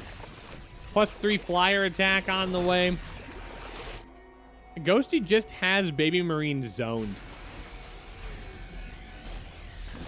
And I think it kind of all comes down to how long can Baby Marine survive before his opponent is able to get on top of his production. Like right there, another opportunity. He is going to toss down 2 more missile turrets to see if he can mitigate some of that damage, force a ground army to go and take that base. But right now, Ghosty trying to hold down the left-hand side of the map with a ground army. I don't know. I feel like Ghosty's at the point where he doesn't want those mutas anymore. And I'm like, oh, maybe he's going to commit into a little bit of a change. But then more mutas hit the tab. I guess he is getting +3 flyer upgrades. I figure this is probably the point where you want to start transitioning into your Broodlord production. But he's going to take a second stab at this base. He does have a lot more DPS here, and this is going to go down. And that's going to be a bit of painful damage here for Baby Marine. We're going to see that economic advantage skyrocket into Ghosty's camp, because now, right at this moment, and there's effectively one mining base for Baby Marine, where 1, 2, 2.5, technically. I'll call it 3. Well, this command center is going to try and get up to the top right. Oh, personal cloaking is actually just going to finish up. And that's actually really, really good timing. That Ghost Academy is out really, really far. But with Ghost Cloak, that does make this a little bit more difficult of an army to engage into. Now, the good news for Ghosty is that he is going to be able to spread his opponent far enough to the point where he is going to have to try and cover a wide area. I mean, just even think about how far away this is from this. Those 2 crucial spots. Although now both of his mining bases are in the top left, so that's not as scary. That's at least a little bit easier to deal with. But some of that crucial tech is actually located over here. So that's still going to be something that he has to try and deal with. I absolutely love the infestors manipulating the liberators. I think that's cute.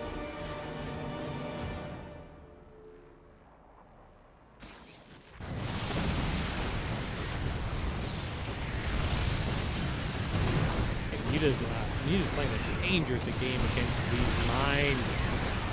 Oh my gosh. It's an insane situation there. But I'm finding it difficult to tell you anything super interesting here. Another Spire going down? No, he had to have just been like, wait, I've had a Spire this whole time. Grabbing that Flyer Carapace upgrade. Okay, now we are going to start seeing this transition here. So our Arcraptor's being added into the mix. That orbital command is going to more than likely get tapped down. Nope, he's going to abandon it before he gets the chance. He will come over and clear this off, so that will stop the Ghost production. He'll have to, Baby Marine will have to remake that Ghost Academy if he wants to keep that moving forward. So he does grab one more. Is there another Ghost Academy at this point? No. No, sir. Oh, 17 workers goes down. These mutas are going to be able to tap all this down. Oh my gosh, just grab the rest of those workers. Ah! Okay, he does finally target fire. Oh, yeah, that's some dirty friendly fire. Baby Marine now down to 40 workers here. I mean, if you just look at that income advantage, Mini Ghosty hasn't even relinquished that kind of control over the past 10 minutes. I mean, probably for most of the game even. Okay, we are at a point now where both of our players are starting to run on at least a little bit of fumes. I mean, this base is already covered up. This one's still rather full, so Ghosty operating off of close to 2.5 to 3 base economy still. But Baby Marine is running a little bit on fumes. Another big Ling run by. Gosh, those mines are just so effective. Oh, look at that army difference here. Baby Marine, 154. This is kind of a scary scenario here. There actually isn't that much army. He's going to have to evacuate that base, and that is going to pose a problem. Now, these Lings are able to get on top of the buildings here. These do have the building upgrade that makes them a little bit stronger, but he's going to lose 37 workers. I mean, this is a bit of a scary situation here. These Lings are not going to be able to get the damage done that they need to. And suddenly, Baby Marine's in a position where I think he's going to start tamping this down just a little bit. Yeah, I mean, those are going to eventually burn down, and I'm fine with that. I mean, that is what it is at this point. But those are in a bit of a rough scenario here. Okay, some very, very good transfuses keeping these spines alive. He's got all of his army over here. Is this the last army he needs to try and kill? I think it might be.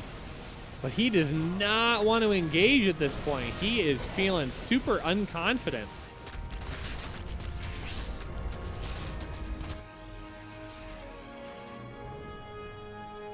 Okay, now finally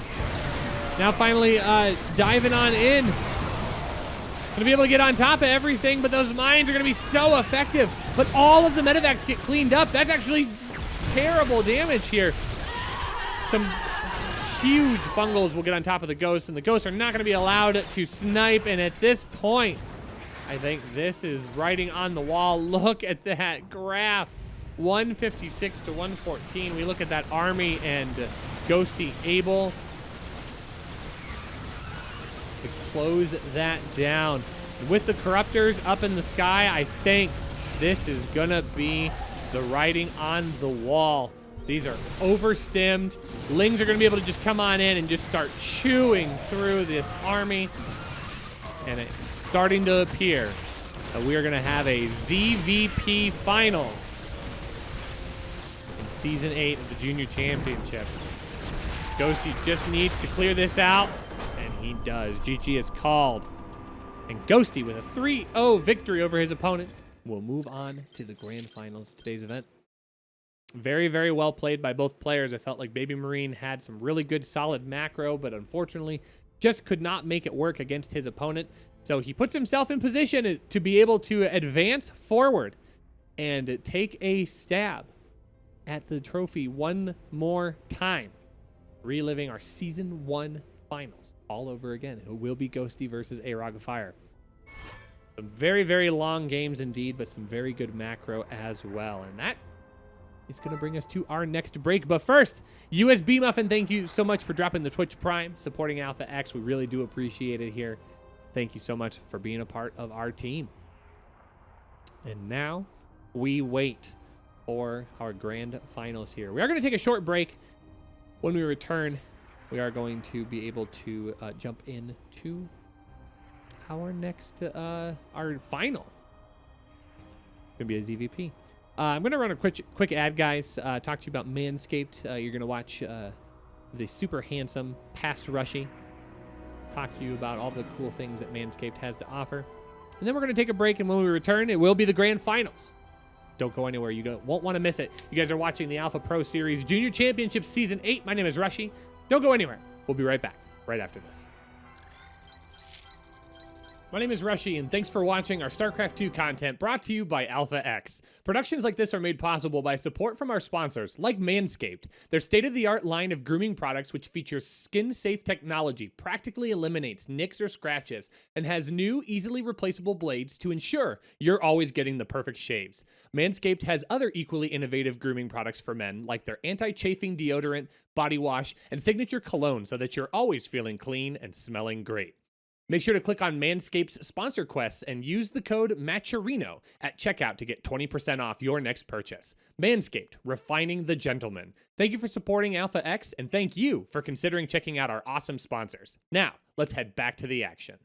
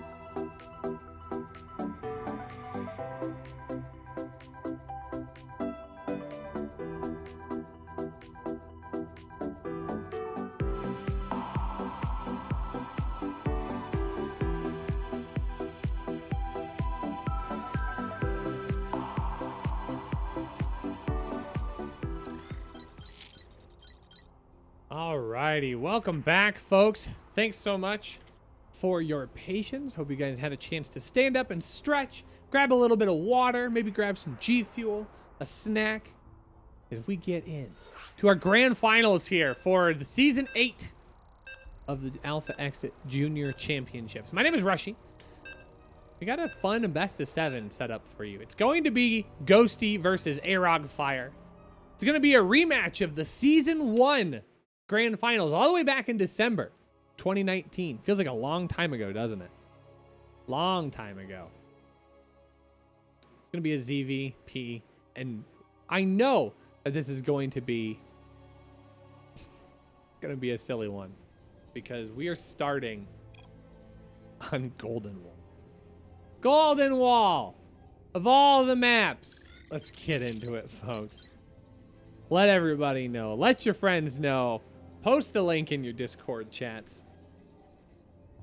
Get them over to twitch.tv/alphaxsc2 for the grand finals of the Junior Championship Season 8. Spawning in the bottom left is our blue Protoss player. Playing for Alpha X, our reigning champion. Give it up for Arog Fire. And spawning in the bottom right, it's our yellow Zerg player. Champion from Season 1. Can he claim the Season 8 championship from Magdeburg Esports? Give it up for Ghosty.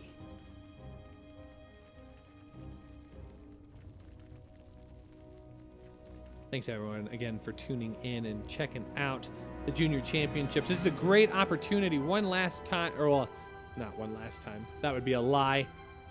To take a look at our match arena, fill out those codes. Also, folks, exclamation point charity in the chat at the conclusion of today's finals. We are going to be hosting a charity event right here on this stream right now for Games for Kids. So I'm going to be hosting that. Hopefully you'll get a chance to hang out with me. We're going to be watching some of the best StarCraft 2 players play some fun games for you. There's going to be opportunities for you to donate money to help us fulfill some opportunities for kids who might not be as fortunate. And all of your donations will go towards that cause. We'll have some cool things for you to consider, some incentives for you to donate. And that'll be happening right after this playoffs. We'll probably take like the world's briefest break, because right now we're on a 2-minute delay since this is a tournament. There is money involved. We know that our kids aren't going to cheat. We know that. But we do like to make sure that we cover all of our bases and eliminate any concern that might be lingering. So we would be doing that charity event live. So we would stop the stream for just a brief amount of time, and then we'll be covering that. So if you don't have anywhere else pressing to get to, I encourage you to stick around for that. That will be a lot of fun. You'll get to hang out with me. We can interact with the chat a little bit more, be a little bit more of a relaxed stream. So if that's something that you're interested in, feel free to stick around.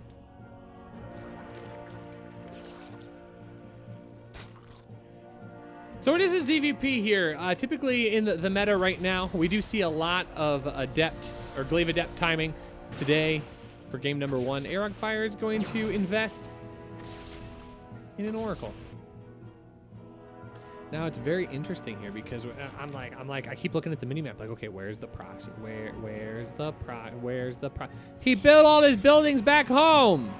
What? Arog Fire. What have you done? What have you done to the real Arog Fire? Who is this? It is going to be a rather conservative opening here for our blue Protoss player. Ghosty going to get out to that third base. I wouldn't be surprised if by the end of it we do get a couple of cheeky, cheesy maps. So both of these players are known for playing aggressively. I mean, I hate to even consider calling a 4-minute Oracle aggressive. It's more than anything, you're scouting, and if you can get some kills, cool. If not, and you don't lose the Oracle, also cool.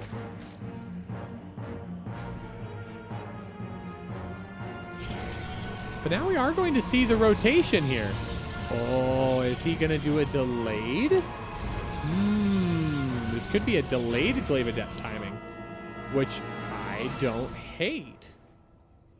I really don't hate. We do have a robotics facility already finished here. It is more gateways in the production tab. Arok Fire's got the gas. Are we gonna see that glaive come up? Nope. It is going to be Templar Archives. So he is just gonna transition into a normal game.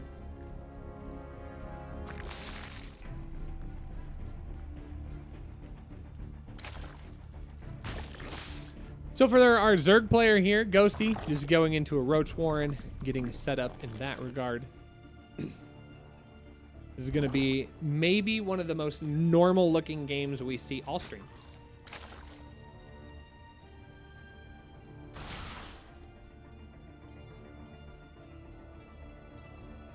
And this kind of puts us in a sort of a good position here. We are going to probably see a really reasonable macro game. Now, Arok Fire is getting out here just a little bit late. Usually like 4 minutes 30 seconds to 5 minute mark is what is usually considered the macro timing, quote unquote.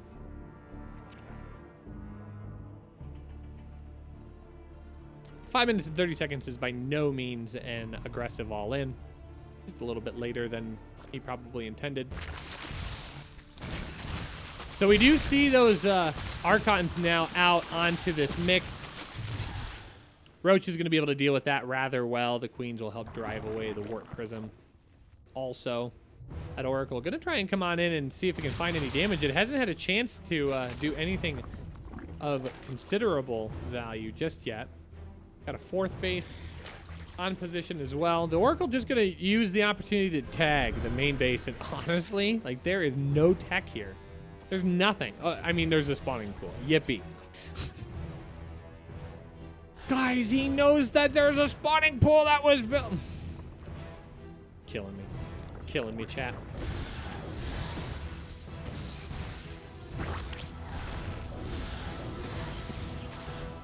And talk about a patient game here. Ghosty going to get up to the 70 worker count. It is going to be Hydraling Bane, or Hydra Roach, I guess, is probably more probable, but we do have that Baneling nest on the way. Large investment into Zerglings at this point. So Ghosty looks like he's going to start winding up for at least a little bit of aggression. More of those Hydras on the way. 8 Hydras in production at this point. We do have Charge incoming as well. So both players just getting up to a stereotypical mid-game army. We're going to see lots of Adept, Charge lots, Stalker, Archon, Immortal, Sentry. I mean, I might as well just call it the everything but the kitchen sink build. And I wouldn't be surprised to see a Lurker Den go down here on the production tab at some point in the near future. Of course, Lurkers are a very good unit against this typical Protoss ground army. And this is going to move out and actually be a little bit on the smaller side. Oh, those Roaches are actually going to get caught out here, and the Zerglings show their hands. That is largely mitigated. So what would have been a pretty strong back force here to get a good backstab, not going to be very effective. A 4th Nexus on the way, though. So Arok Fire feels really confident.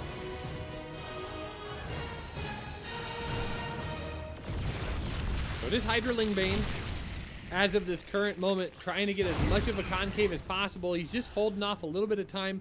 Muscular augments and centrifugal hooks going to be finishing up, so that's going to speed up this army intensely.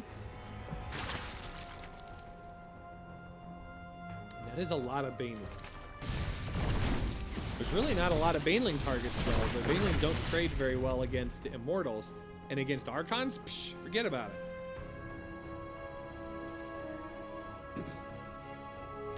My apologies, I've got a tickle in my throat today.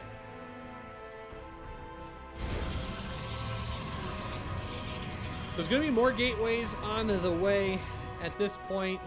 Big Zergling push going to be coming here, and it almost gets dodged, but it's going to get on top of all of these Zealots. It's actually a bit of a strong engagement here by the Zerglings. Those Zealots coming in groups of 4 at a time gives those Zerglings a better chance fighting against everything. Eventually, those will get cleaned up, but Arog Fire is falling behind on that army count. Now, it is important to note, now that Psionic Storm is complete, that army count number, probably not as accurate as it could be. Now, this is going to be a good catch here if he can get those lings to surround. And that's a double kill. The Psi Storm will bring so much value against a Hydraling Bane army. He just needs to take as good of engagements as possible and not allow all of his stuff to get put down. So that becomes a very interesting and important scenario here for Arog Fire. He's got to find good ways to engage on top of this army, and right now I think he's doing the right thing. He's trying to play inside of a tight choke, leaving all of those delicate units in the center.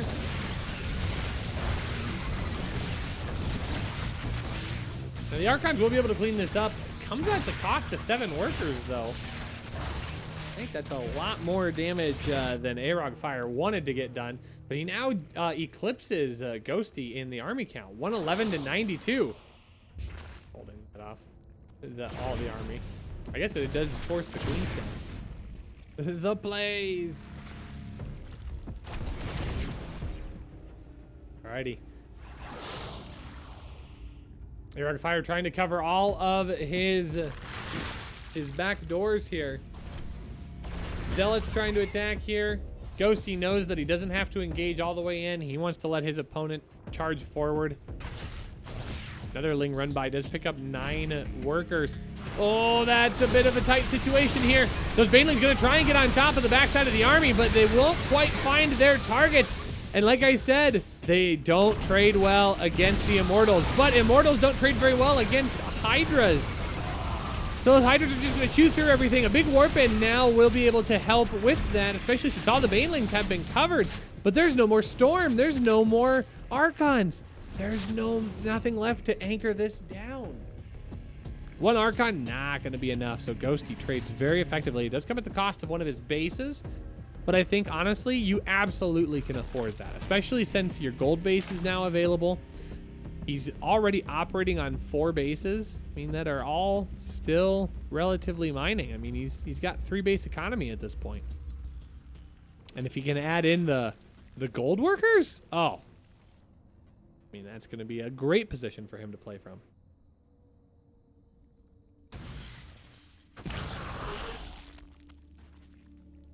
So it looks like Arog Fire is going to try and wind up once again. Hive already done. Greater Spire already done as well. So Broodlords are on the way. And here comes another big push. Banelings pop just at the right time. So that will be able to mitigate a lot of this damage. And honestly, once those Broodlords are allowed to finish, I think this is going to become an increasingly difficult position for Arog Fire to try and play from. Yep, and immediately he's going to have to back all the way up. Ooh, the Queen's Wander just a little bit too far forward. Honestly, maybe trying to bait that army into a bad position. 14 workers do get picked off with the Zealot run-by. So that was not insignificant damage here, but look at the army count. I mean, it's an even worker count, but 105 to 68. It just eclipses the scenario here.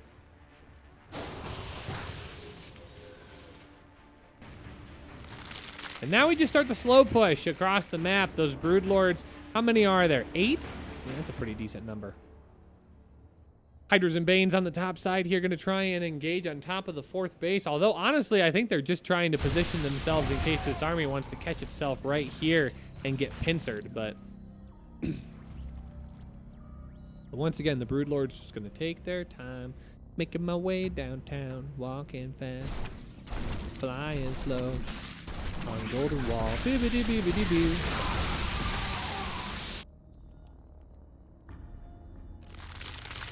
So 3 more workers go down. It was a good worker pull on the second time at that top base. But honestly, Arog Fire is doing what he needs to. He is grabbing those brief moments of economic advantage, but he's got to have something to be able to shut this down, and now everything kind of arrives. I mean, once the Broodlords are in position, there's really no leaving this fight. There's no running away at this point, at least not effectively. Broodlords are actually taking out all of the Zealots, which saves so much advantage for those Banelings to get on top of the High Templar, and they just get all zapped. That army just falls. GG is called. Ghosty with a clean game number 1. Setting us up for a pretty good series here. Both players playing with some confidence in their setup. Oh, gotta stretch, chat. My core is a little sore today. Has anyone ever experienced that before? I hope so. So sometimes you just gotta get a little bit of a stretch. Lets me show off the, oh yeah, look at the pipes. Look at the skinny water pipes here. I am the vision of peak physical fitness. We're gonna be going to Eternal Empire for game number 2. Folks, great opportunity. Check out that match arena. Let's get all those codes used. I'm gonna reach out and say, Sushi, how many codes left? And hopefully 2 minutes from now, well, not from like me speaking it, but from like the first time that I said it to me in my room, Sushi's gonna be like, Rushy, there are 0 codes left. We're amazing. But if he comes back with any sort of actual number greater than 0, I need your help, chat. Exclamation point Matcherino in the chat. Let's get those codes used. The code AXJC8. I gotta wait to post the Matcherino link, guys, because if I post it too early, then you're gonna be like, oh, the game's over. Rushy, why did you spoil it? Can't have that.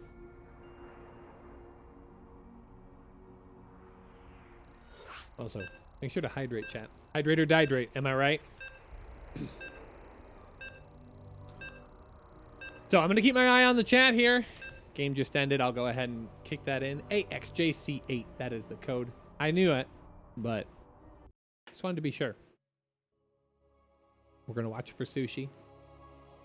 Anything greater than 0, chat. You know what to do. You can all be heroes. You can be my hero. My hero. I can be your hero, Matcherino. I can type away the code. Oh, yeah. That's the one. Alrighty, let's jump on in. Enough of me singing. One of these times is just going to be like, Russia, we need to talk. You're not allowed to be musical anymore. And I'll go, no. No, why would you do this to me? Spawning in the top right-hand corner. It's our blue Protoss player. Looking to even up the series here on Eternal Empire. Playing for Alpha X. Give it up for Arogfire. And spawning in the bottom left, our yellow Zerg. Playing from Magdeburg Esports. Give it up for Ghosty. He's up 1-0. He's made the 2-time champ bleed his own blood?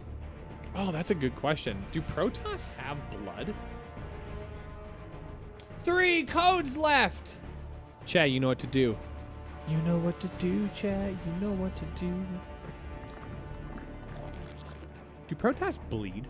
Do they have blood? These are important questions, chat. Now, if Miguel were here, I mean, he's busy casting the French stream. He'd be laughing at me right now. He's like, oh, you sound like Ghosty. But it is a good question. But seriously, chat, you know what to do. Get those codes. Let's get those codes done. I believe in you. I know you can do it. Okay. So it's a pretty standard opener here. I don't have strong opinions about this map in a ZVP. Because it's totally fine. It's like the issue, like with you needing to take this base over this base against like Terran, is because you're gonna have a Liberator that can post up here, and you just can't get it.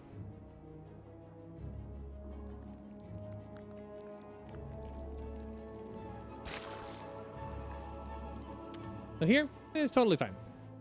Honestly, you don't need to rush that base down anyways. We do have another Stargate opener by Arog Fire. I mean, if... What was it? Was it Zest versus Rogue? Yeah, Zest Rogue in GSL. It's constantly showing us that... I know everybody's tired of seeing Glaive Adept. Then Zest pulls it out and just wins.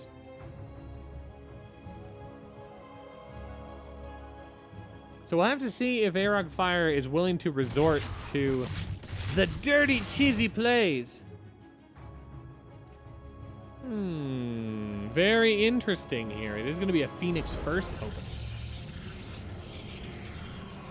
So that kind of puts us in an interesting spot. Are we going to see... Is it going to be Phoenix Oracle? Okay, it's going to be Phoenix Oracle. So, less interesting. Still a pretty standard opening. Will be used. The Phoenix will be used to lift the Queen.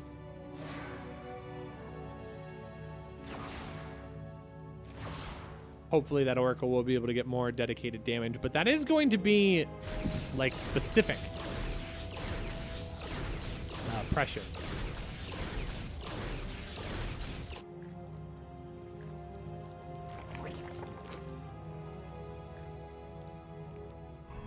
And there's going to be a robotics facility going down as well, so instead of doing double Oracle, it is just going to be I guess a slightly less committed opener. In fact, excuse me, Phoenix, hello.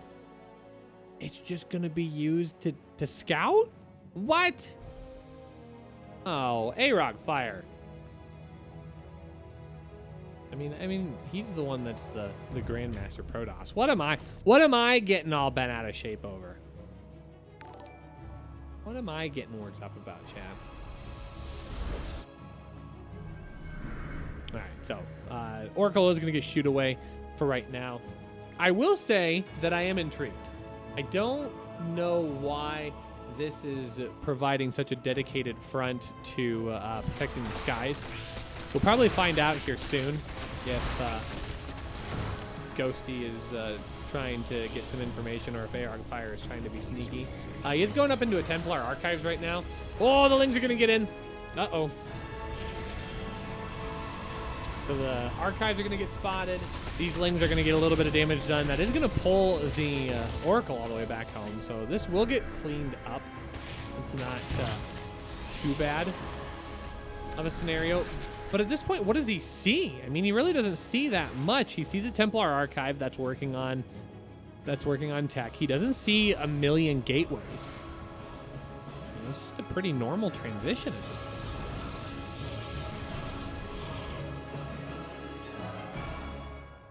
So, I mean, it's kind of hard to say at this point what the call is.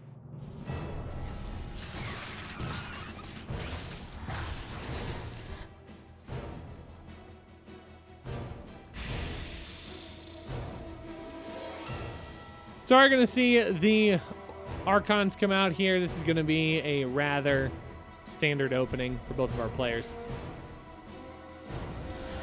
The forward fourth base is going to be exposed here. It is going to start coming under fire. We are going to see that transition into Hydraling Bane once again. There are roaches out onto the map. Once again, Roach is just going to be used to deflect his opponent.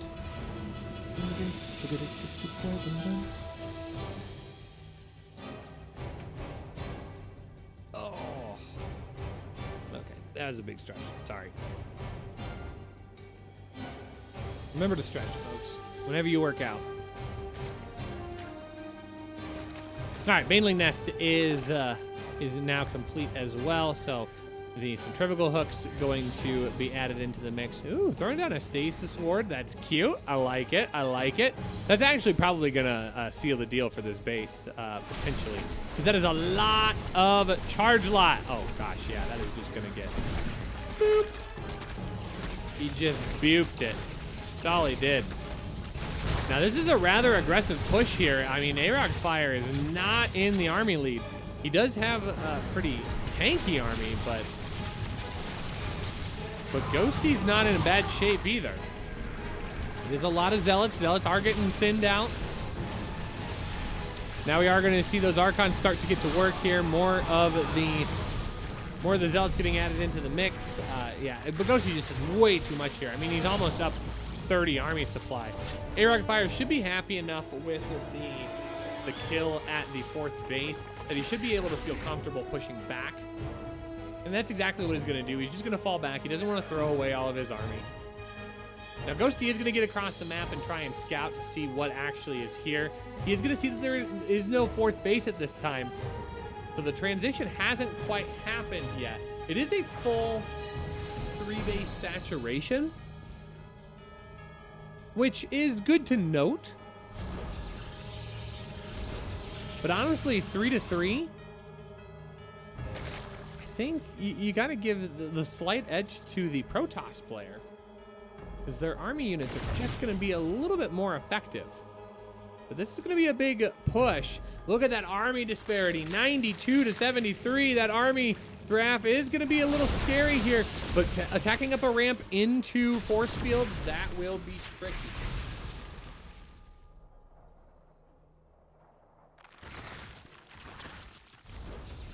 But now we see a little bit of posturing here. Separation of the army is going to run over to the right-hand side here. Try and get a good surround, but it is going to trigger the stasis ward here. That's going to get the left army up into the action.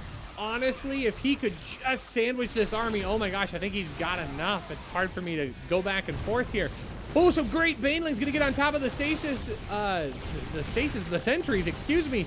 But now Storm is finished. It's going to coat so much of that Hydra army. This now becomes a little bit more difficult here. On the back side of this, it's going to be a big Zealot run by, picking off 18, 19, 20 workers. This is kind of a scrappy game here. Ghosty's going to fall behind super far on the worker count here, 64-48. And now those army counts are almost dead even. Storms are going to help clean up the remainder of that. And these Zealots are still going to work. Oh, I was like, where are these all coming from? But it is a warp prism. This was a great engagement here for Arogfire. Arogfire, I think, is on the verge of being able to clean this up. He can continue warping in. He's got those Zealots across the map already. It's going to be another big set of Archon warp-ins. How many of these does he have? 5. And he's already out to his 4th base, so that pylon and probe production is going to start kicking in. We have another stasis ward on the field. I think this is a bit of a scary precipice here for Ghosty to play from. Ghosty's been stuck on that 4th base economy for a while. Yeah, that income advantage graph is not playing in his favor. He's not been able to get this secured, and no 5th base on the way either. Good amount of Banelings going to try and get up to the top side. I can't believe that Archon wasn't in range of those Banelings, but they will just get out and away. Yeah, this is going to be a pretty decent hold here. Oh, that wasn't a wall. Oh, no. Oh, no. That's 13. 13 down. That was a mistake. That was supposed to be a full wall. It was somehow not. So those Banelings slipped on it. Oh, and the Zerglings are going to slip on in. Ghosty. Ghosty, are you going to try and steal victory from the jaws of defeat? I mean, that's exactly what you have to do. More and more of those workers going down, and now he is on top of the production. So it forces Arogfire to spend time looking in both locations. So just slow down his push just a little bit, and that is going to give Ghosty the time he needs. Okay, he is going to zone out the left-hand side, but honestly, putting himself into this ridge, I don't know if that's the right call either. Oh no! All of those High Templar do get picked off by Banelings. There's just a little bit of a gap. Those Banelings are finding so many nooks and crannies to sneak through.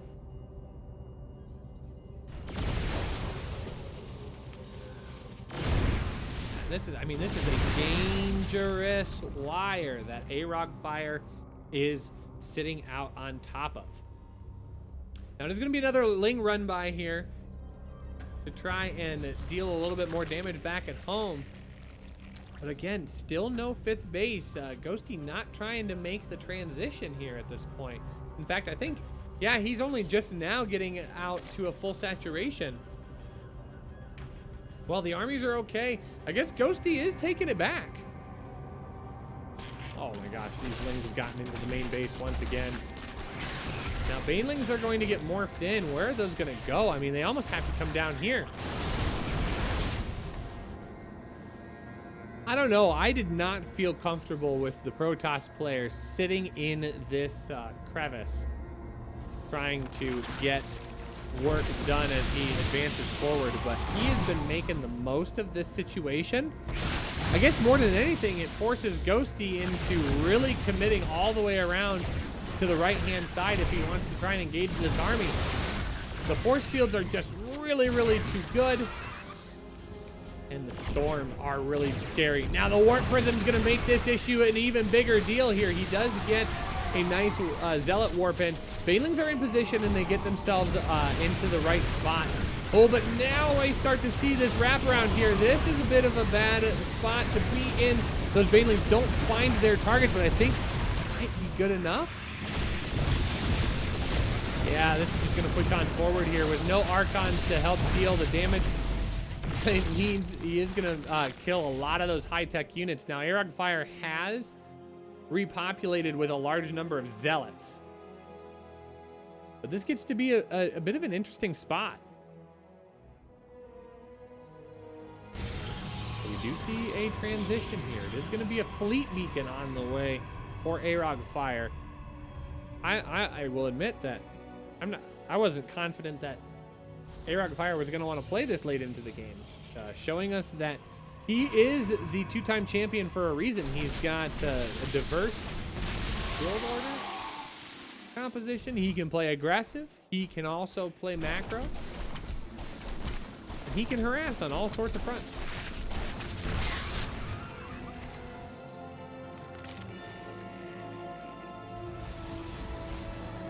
So my guess is it is going to be a transition into that carrier tech. Right now, really not anything from the Zerg player that would warrant Tempest on the field.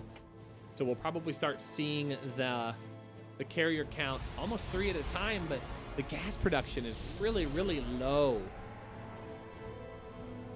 So it's going to take a little bit of time before those carriers can actually start getting into position.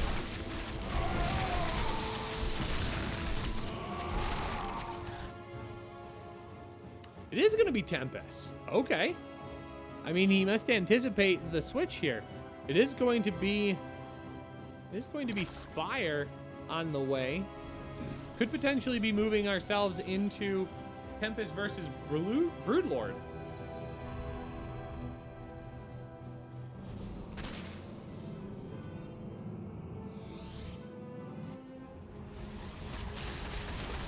All right, those Zerglings gonna get on top of this 4th base. That's actually kind of a rough spot here. I guess it's technically the 5th base because this is serving as the 4th. That's gonna be a lot of Banelings that are gonna try and connect here. There are no cannons. There are no shield batteries. Is he gonna be able to get those in? Doesn't look like it. He's gonna get a few. Not as many as he was hoping for. The Zerglings are not gonna be robust enough to rotate around.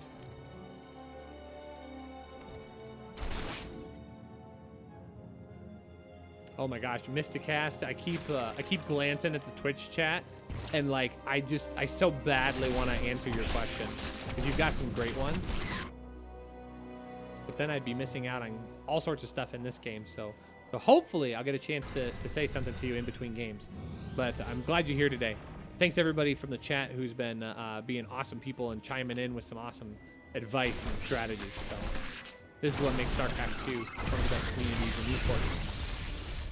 Full stop. Now we do have a mothership on the way.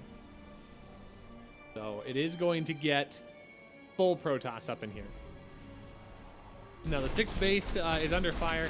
I think the Zealots can actually nuke that down, and they do. They are going to turn around and try and take out these Zerglings, but the Zerglings are going to be in just enough quantities.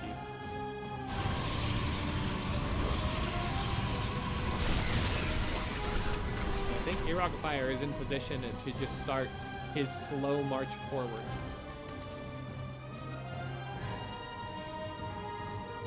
This is where Ghosty is going to start coming in clutch here. He is just going to keep those backstabs rolling. He is getting into that Greater Spire tech, so we do see 10 Corruptors on the map. Big Zergling run by here at the 5th base. Oh, that's actually really cute. I don't think I've ever seen the battery overcharge used on the Nexus, but I mean, that gets a lot of value. Oh, that's a bold play. Not gonna quite pay off. So the mothership now is on the field.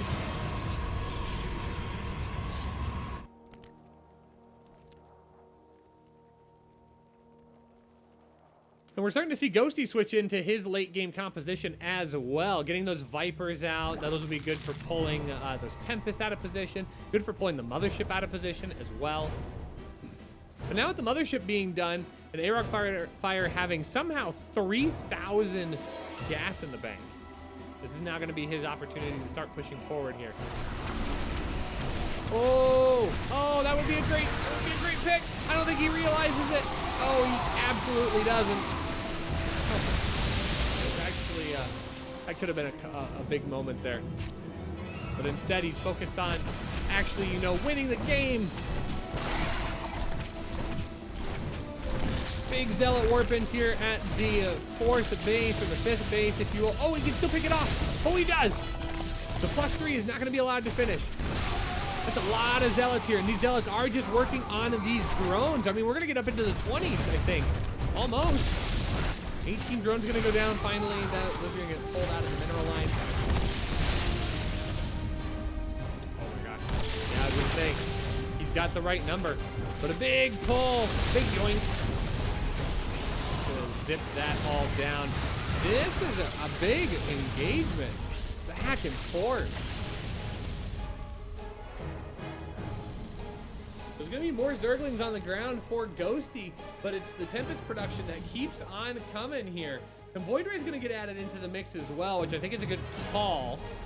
That's going to be very effective against those Corruptors. The Corruptors are just going to be able to leap in on top of those Tempests if Arogfire is not careful.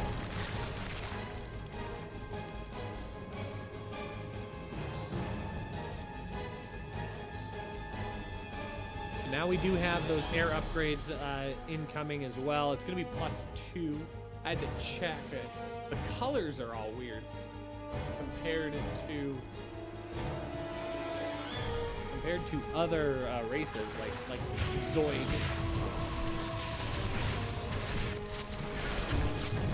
Oh, Zerg player getting on top of those Tempests. One of those Tempests does get pulled, even though it's a short distance. It's enough to clear it out.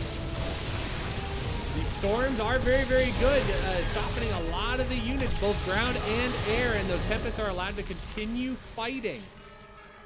More and more damage coming here. I mean, it is a stark contrast at this point. How much damage that Ghosty has taken compared to Arogfire. Those storms are just coating every single inch of that army. Now he's only down to 2 of those Broodlords. I think once the Broodlords are taken out of the equation, he's going to feel really compelled to move forward. And I think this is the time here. Going to get caught up on the ramp here. Some great force field zoning out some of those Zerglings. More of those storms, and Ghosty just plummets in supply. Oh, this is a rough situation here. Oh, and the feedback on all of these queens drains them of their energy. Those are not going to be as effective here. It does come at the cost of most of Arog Fire's army, but he just has so much more behind this. 19 workers have gone down on the backside as well. A base has fallen.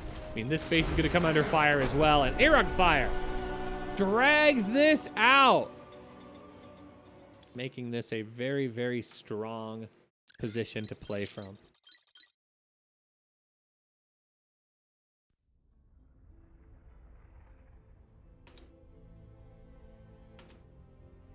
Alrighty, folks, we are going to jump to a very, very, very, very tiny break. I do need to step away for a brief moment.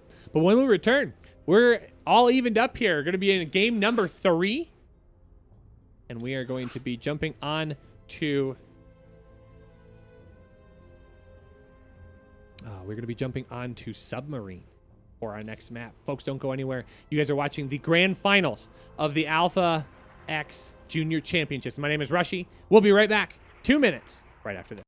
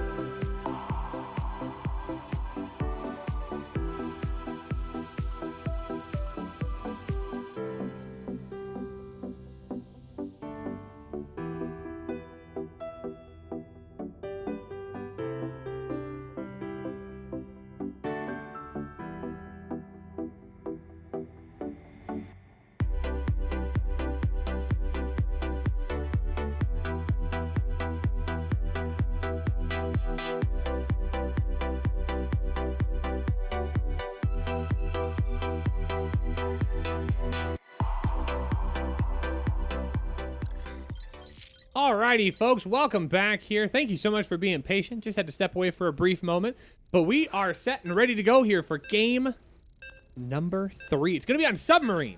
We're all evened up 1-1.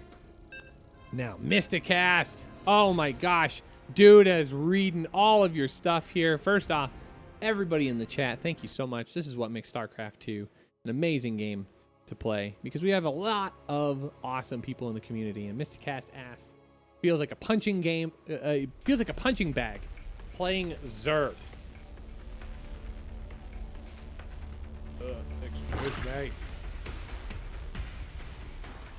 Oh no, we're good. We good. I feel like there's no early game options. Like, you have to sit back and defend attack after attack after attack. Does anybody have any advice if the race is just a punching bag, or what the deal? Well, we might get some options here. Spawning in the bottom right-hand corner, Submarine, our aggressive Zerg player, playing for Magdeburg Esports. Give it up for Ghosty. And spawning in the top left, our blue Protoss player, playing for Alpha X. Give it up for Arog Fire. So I would agree. I mean, I was watching very closely what the chat had to say, and a lot of people were talking about how Zerg is a very reactive race, and I would agree with that. I think if you watch some of the best players like Raynor and Serral, obviously they have predetermined build orders in place, but They're also very good at doing lots of scouting and being able to find what works best in their particular game. So if you go out, if you've ever been to Spawning Tool is a great website. I would encourage you to check that out because you'll find lots of really cool stuff. But this is one of your options here. This is a 12 pool into a drone pool. Now this is where life gets interesting because is this a full wall? It is. Oh my gosh. Okay, so this might be less of a viable option. He's just gonna get a spine crawler. What a madman. Okay, it isn't a full wall. The drones are really useful here because they can just drill through and mineral walk through the zealots. Oh my gosh. Oh, why did he? Oh no. I'm confused as to what happened here. But he's just gonna try and drill this down. Now there is gonna be one more zealot added into the fight here, but it pops up on the wrong side of the wall. So this is not going to be allowed to finish. Meanwhile, on the back side of this, there is going to be a spine crawler here that will be able to get some sort of damage done. Now the work begins on the second gateway. I mean, it's going to be really close here. I don't think he's going to get that adept out. It's going to be one zealot against the world. It is going to have, he's going to have nothing. I think Ghosty's just going to be able to knock this down. There is another gateway on the way, but all the probes need to be pulled into the fight. This is kind of a scary situation here. Now, if that zealot goes down, this becomes very, very difficult for Arog Fire to deal with. And he is trying to reserve those Zerglings for the fight against the probes. And the zealot is gone and is now probes against Lings. And those Zerglings are going to do very, very well against probes. Now, it does all get taken care of here. I think Ghosty's done it. Honestly, I think Ghosty, yeah, Ghosty forces the cancel there. There's no units to be built. There's just too many Zerglings here. All right, Mr. Cast, you were looking, my friend, for some early aggression. And you've found it. Arog Fire going to do a great job of drilling those probes. I mean, he got a lot of value out of that. I'm not going to lie, but there's still no gateway. What does he have back at home? 2 drones. Hilarious. There's a probe out on the map. But, oh, he's got to be careful. I mean, Arog Fire at this point. Yeah, I was going to say, you got to force his hand. You got to force him to spread. Okay. Oh yeah, that's a good pick. Every worker kill. Every worker kill. So important. He's down to 6. GG. Ghosty calls. 2-1. Very well played. So there you go. Mr. Cast, you were looking for the opportunity.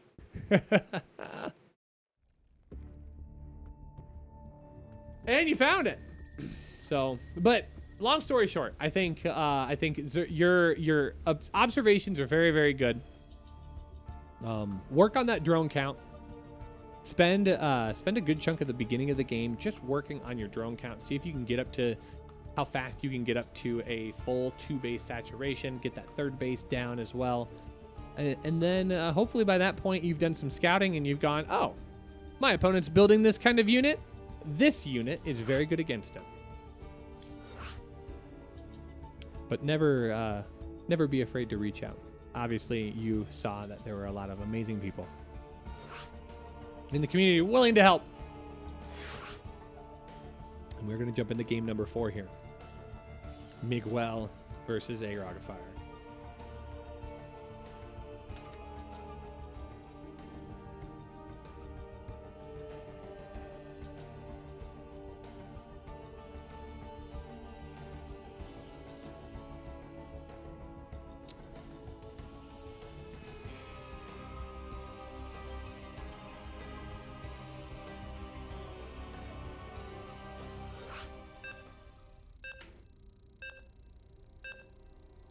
Oh no, I didn't spell that right.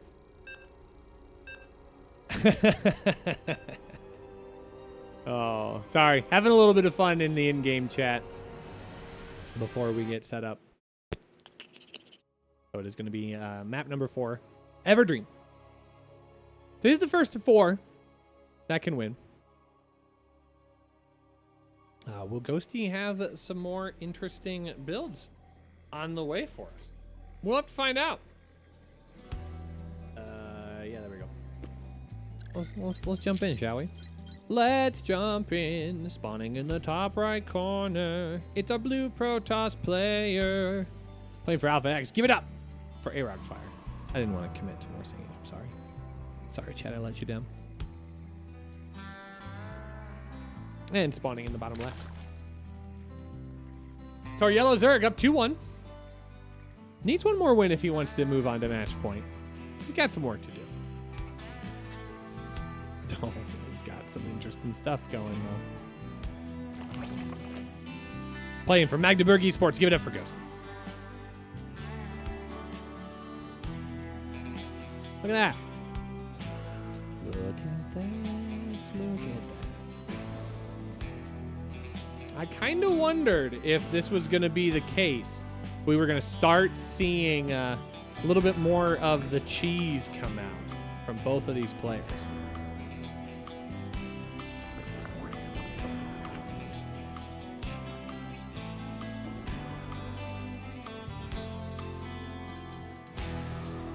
So this is, all right, let me give you some insight, chat. Here we go. Rushy Damas here. This is going to be, oh, he's going to find it. Oh, he's going to find it. He's going to find it. He's going to find it, chat. Okay, so this is a big roach push all in. So you deliberately move your drones out to gas so you can get the fast gas instead of gas out here. Because obviously you're going to pick up how much gas per? 8 per? Wonderful. So I don't think he walks any drones out here. So AROG Fire should have an idea of what's coming down the pipe here. He is going to send that Zealot out. That's actually a really, really good call. He's going to grab that robotics facility early as well. Oh, this is actually good damage here. This is going to cost him a lot of gas mining. Yeah, 2 of those Zealots is going to make this so difficult to try and mine gas effectively. He's going to have to use the roaches to protect. Oh, he's got 2 of them. Yeah, I was going to say, he's got 2 of them with gas. He's got to mine as much as he possibly can. Okay, so now the first roach is going to pop out here.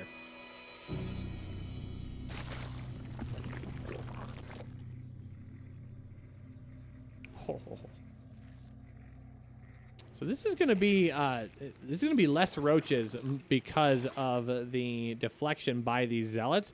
But now we are going to see Ravagers added into the mix. But I mean, I think AROG Fire is going to be ready for this.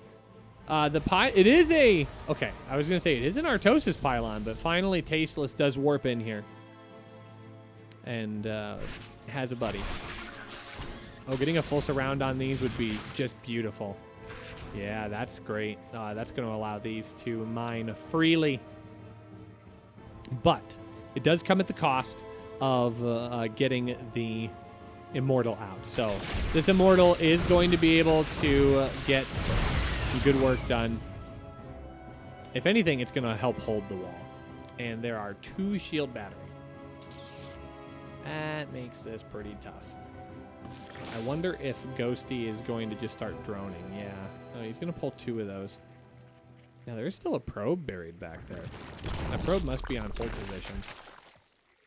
I have never seen anybody extractor trick at the 44 mark. I think that's fantastic. I've never seen that before. I love it. Now, we do have a Warp Prism hitting the field here, so that's actually going to drive this Overlord out of position. And suddenly, Ghosty finding himself in a bit of a tough spot. Now, don't let these fool you.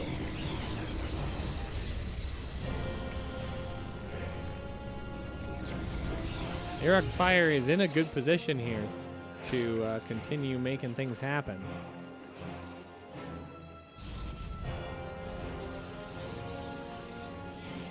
We're going to have to see, though, what can get done. We haven't seen that second Nexus go down just yet. Zergling run by going to be taking place, but the pylon is going to put a full wall down. So this is actually an all-in scenario here for Arog Fire.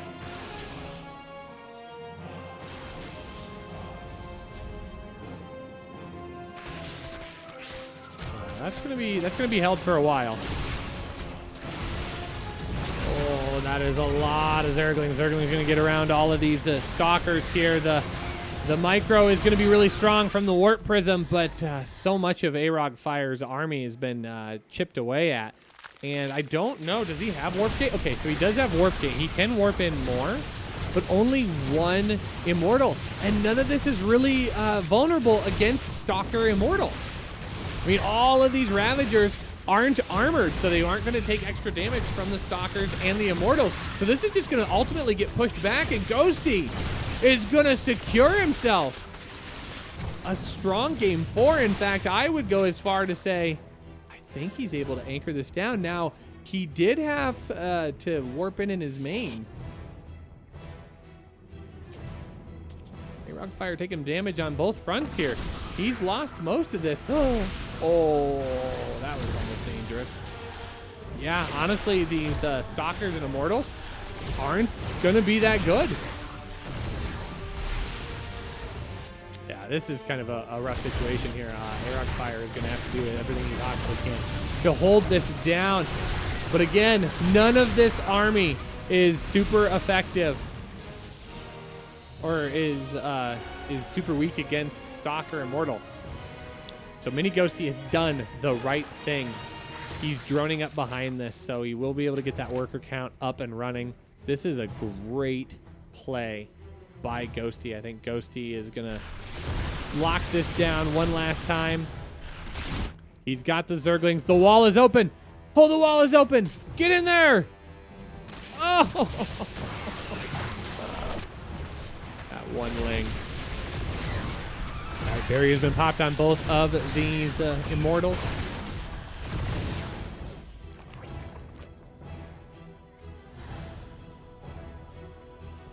Very, very good stuff here.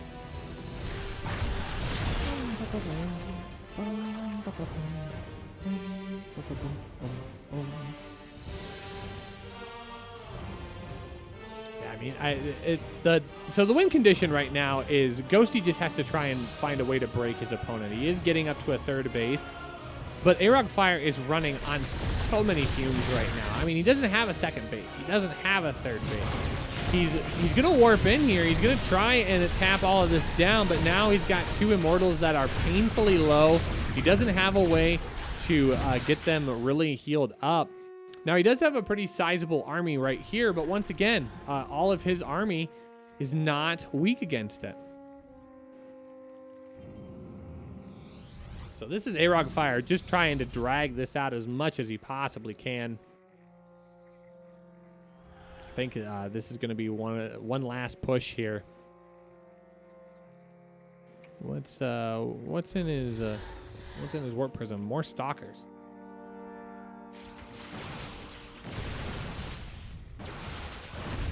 All right, gonna try and swing around here. Okay, so he does zone out the Ravagers, which does make that a little bit more difficult, but some very, very good piles fall in the center of that army. Stalkers are starting to fall. The Queens get pulled into the fight as well, and that's going to be able to help zone out the Warp Prism. There are so many Ravagers here. Queens are actually getting picked off. This is starting to get to be a situation here. Oh, he does pick off the Observer. That's actually really, really big damage. Trying to keep those vials available as much as possible. If that Warp Prism ever stops moving again, you can bet that vials are going to rain down on top of it. I think that is going to... I mean, he is juggling like it is crazy here. Look at how much damage he's getting done. Oh, he's got to vial it down. Okay, he does, but it unfortunately forces the cancel, which I think is damage enough at this point. Yeah, Ghosty with a great hold here. Arog Fire juggling like his life depended on it, which it does. But Unfortunately, Ghosty's up to 3 bases. He's got drones on all 3 bases.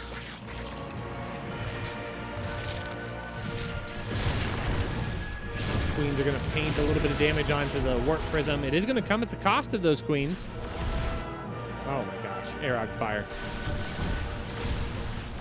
My dude trying to do as much as he possibly can. I mean, he's running out of minerals here. He still does not have... He's getting a robotics bay? You're kidding me. My dude is going to try and get disruptors at this point. The madman. Yeah, I was going to say, Ghosty at this point, he's got to know he's just like up so far. The Warp Prism goes down, and with it goes Arog Fire's chances in this game. Game 4 goes to Ghosty, and Ghosty puts himself on the precipice of becoming the Season 8 champion as he goes to match point. Folks, a couple of things here to consider. Great opportunity. I'm going to ask again, Sushi, how many codes left? Again, watch that chat, guys. If there are any numbers, any greater than 0, hop on over to Match Arena. Let's get those codes used up. If we can get all those codes, that's going to help us pay our full prize pool to our players and put us in a position to bring you Season 9. So let's get that taken care of. On top of that as well, exclamation point charity in the chat. Immediately following this grand finals, we will be hosting a charity event for Games for Kids, or Games for Love. Well, it is for kids, but the charity is Games for Love. We're dedicated to easing suffering, saving lives, and creating sustainable futures for children. And we would love to have you participate in that event. It'll be a lot of fun. Should be a good time, so please do consider checking that out. That will be happening immediately following this event, so if you've got nowhere to be, why not be right here at twitch.tv/alphaxsc2. You can hang out with me. We'll watch some awesome games. There'll be some great incentives for you to check out what our pro players can do. Might even have a chance to bring in some special casters. A chance for you to have a 1v1 against your favorite Alpha X member of choice. Maybe you want to play me. Maybe you just want to like embarrass me on stream. How cool would that be? How cool would that be, right? Oh, we're going to stretch again, chat. We're going into game number 5. We are on match point here. Ghosty, 1 win away from becoming the Season 8 champion here. It's been a long time. I mean, been since April since he's been in the finals. Actually, it's been since March. Quite some time. He's on the verge of walking away. Let's see if he can get it done. But if he is, he's gonna have to do it against this player spawning in the top left-hand corner, our 2-time return champion of the Alpha X Junior Championships. He needs your energy, chat. Spam it as you cheer for Alpha X's own Arog Fire. And spawning in the bottom right, 1 win away from claiming the Season 8 trophy. Playing for Magdeburg Esports. Give it up for Ghosty. Now, I think there's also an extra level. Still 3! Still 3, chat! Chat, there's 310 of you amazing people. 3 of you, be my hero. Go out and use that code. Go out and use it. Go do it. Be my hero.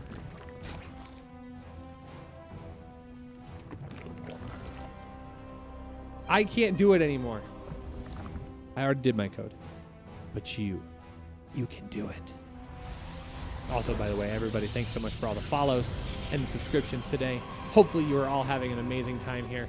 But anyways, what I was going to say, this actually has interesting implications as well, because if you take a look at the bracket, exclamation point B in the chat, you can check out the ranking system if you go and look at the Junior Championships as a whole. Right now, Arog Fire has the most points, being 36, over second place in Ghosty. If Ghosty wins Season 8, he will move back to the top. Actually, it would be a tie. It would be a tie. That's crazy. Okay. It would actually be Arog Fire and Ghosty sharing the total overall rankings. That's crazy. I love it.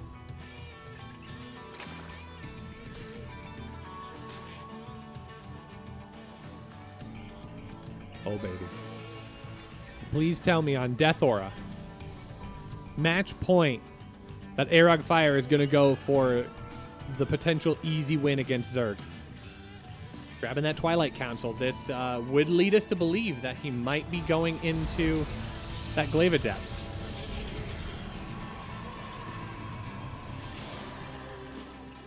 Oh, and he's grabbing the Robo Bay. Do it. Do it, Arog Fire. Do it! Your brood descends upon the enemy. Oh no, his brood is descending upon the enemy. Okay, he's not pulling the trigger just yet. I think he wanted to make sure that it wasn't going to get scouted, but did it? It did. Here we go, Dark Shrine! Oh, he's going Dark Shrine!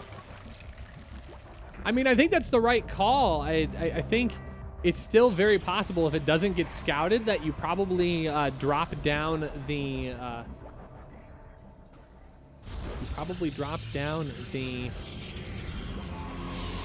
Glaive Adepts, but you know, for as long as he's waited, DTs would be good as well.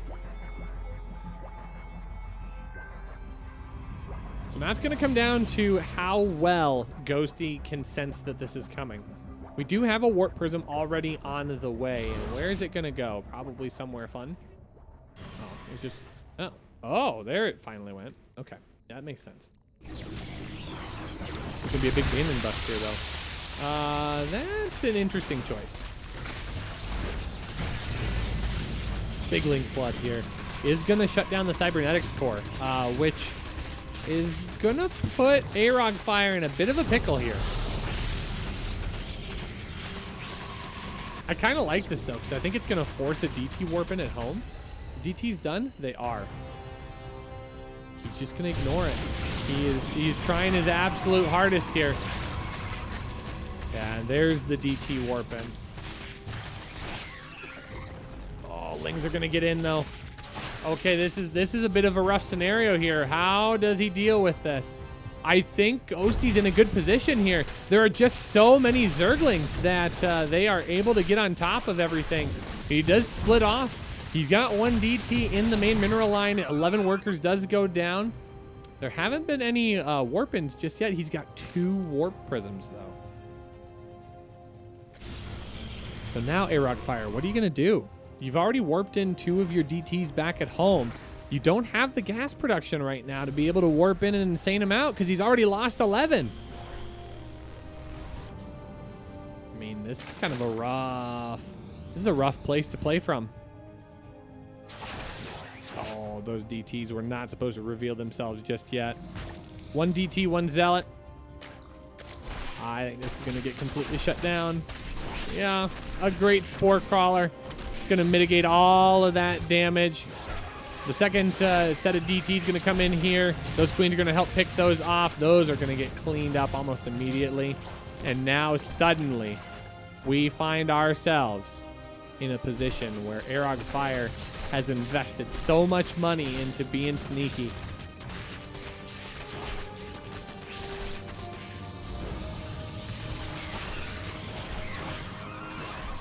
However, the Cyber Core is just going back down.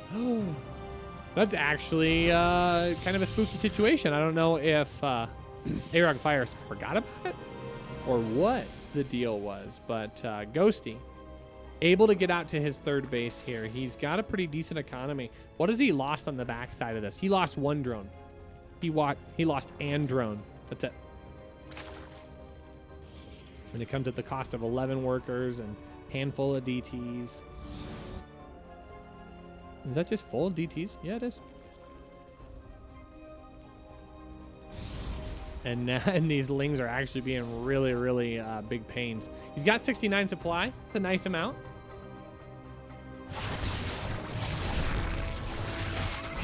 Okay. Some good kills. I think he killed one. Yeah, he did get one DT.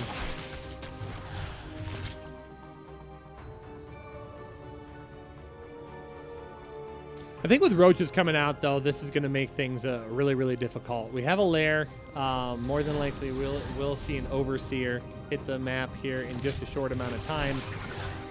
Oh, he's going to lose that. Okay, Warp Prism goes down.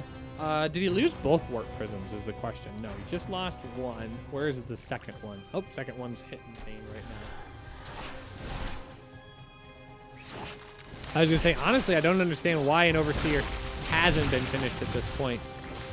Although some good roach kills, thinning out the herd just a little bit.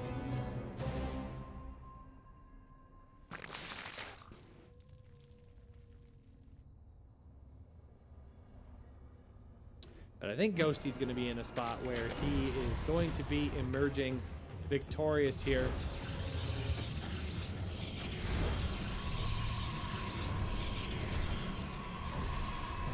Now, Airrock Fire is getting out to a third base, so this is, if there was ever a moment for Ghosty to try and jump on top of his opponent, it would be now.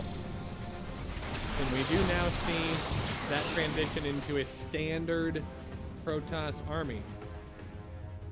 Would love to see just a couple of these morphed into Ravagers just to help with zoning.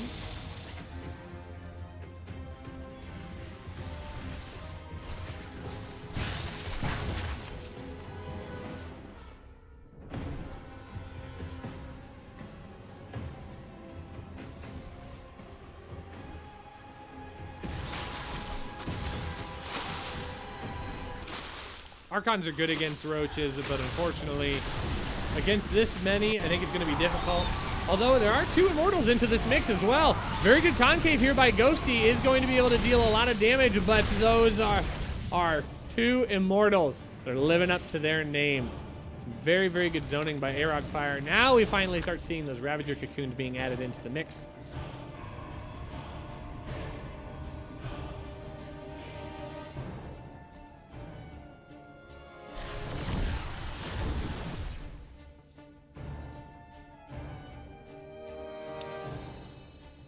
Huh.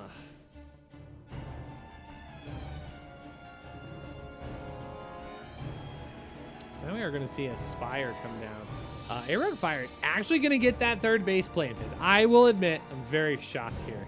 Sorry, I'm finding myself in a bit of an energy lull, so I gotta kind of pick myself back up here. I noticed I was like, there's a lot of silence, Rushy. Talk to them. Tell the people what they're looking at. We're seeing lots of roaches here.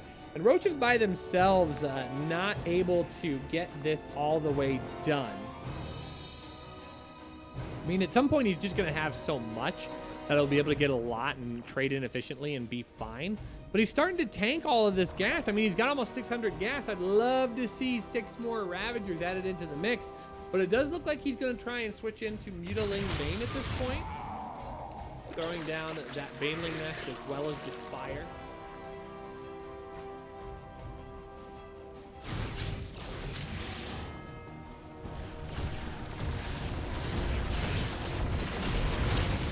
There's going to be an Immortal drop here in the main. Airrock Fire trying to get any amount of damage done here. He knows that this is his final tournament life. And Ghosty is playing very, very strong, very confident. But he is going to let that one Immortal get really, really low. And, I mean, for one Roach, that is just, whew, just in a rough spot. Yo, all of the codes have been used. Thank you so much, chat, as this is going to put him in a bind. Is he going to get that picked? He does. He picks both of those Immortals. And with the Mutas in the sky, that I think is going to force this issue at hand. Ghosty just about maxed out here. If we look at those army graphs, look at the army graph, look at the income graph, look at the Mutas. Ghosty said if he could be any unit, and it might be his hero unit. Oh my gosh, Ghosty, you monster. is flying on in with just mutas. Get that army over there. Sorry, my Zerg was popping out here for just a moment. But yo, everybody, thank you so much for getting those codes used. We so appreciate all that you guys bring to our organization here as we are potentially seeing one of the last pushes of this series. Can Arog Fire anchor this down? We're gonna have to see here. Baneling's gonna run on in. They're gonna connect with a good chunk of the Zealots, but they really need to find the underbelly in those sentries. They need to find those weaker units here. Oh my gosh, these mutas, if these mutas were in on this fight, I think this would be over. But now we see the wrap around here. This army's gonna get pinched here. Some good force field's gonna hold the army back, but here come the mutas. Mutas gonna jump in on top. They are gonna get to the squishy underbelly of this army. Now, a good force arrives on the bottom hand side, so the top side army is gonna be all by itself, but now the mutas are gonna be able to engage on top of probes. And now we start seeing that economic damage go down. Oh, mutas, turn around and get that warp prism. Okay, 7 workers go down. Arog Fire is forced to give up a lot in that engagement, and Ghosty's able to pump out 12 more mutas.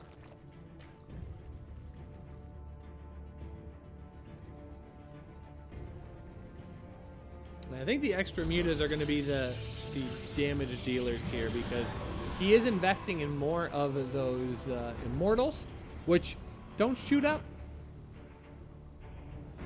I think as soon as more of those mutas show up across the map, I think that is going to start signaling to Arog Fire that he's in a bit of trouble.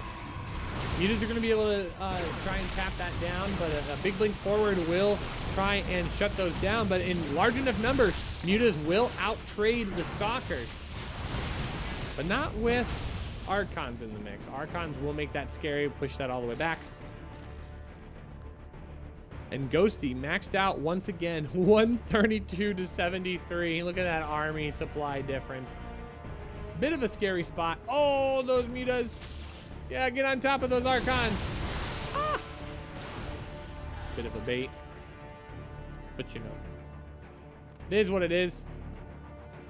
And I think we're going to see once again Arog Fire try to hold here. His whole army's been pulled all the way over to the left. This base is just completely under fire. There's so many banelings. 23 workers goes down. Oh, yeah, and Ghosty could just be like, yeah, peace. Bye. Oh, he left the banelings behind. At least hit something. Huh? No, he's just going to rotate. He's going to rotate. He's leaving the banelings be. Mutas are going to try and get more damage done. They are going to be able to jump on top of those Archons if they want to, but the ground army is going to be able to deal with those a lot better. Banelings do get on top of those Archons. Not as efficient as he wanted to be, but he will be able to kill that 4th base. And suddenly, Arog Fire fighting on fumes, trying to do as much as he can. 10 more workers have gone down. He's lost 55 probes. And Ghosty not done yet. He's still essentially maxed out at this point. Suddenly, we find ourselves in a bit of a pickle here. The AX champion, the 2-time defender, is in a situation where he may have all on the line here. I think this is just going to be a big push here for Arog Fire. I don't think he can afford to wait any longer. But more Zerglings going to come piling on in. The probes are pulled to fight. This is not the fight that they want to take, though. Oh, so a very good battery overcharge, though. Does give that a little bit of a fighting chance here, but those Zerglings are going to have to be dealt with one way or the other. But now we see ourselves with one of our last big engagements here. Banelings do connect with mostly Archons, so they aren't as efficient there, but all of them get picked off, and suddenly the 2-time champion is going to have to yield his crown to the Season 1 champion himself. GG is called, and Ghosty with a 4-1 victory claims Season 8 champion. Well played. Well played by our German Zerg. Well done. My Zerg heart My Zerg heart is full. And we have ourselves a brand new champion.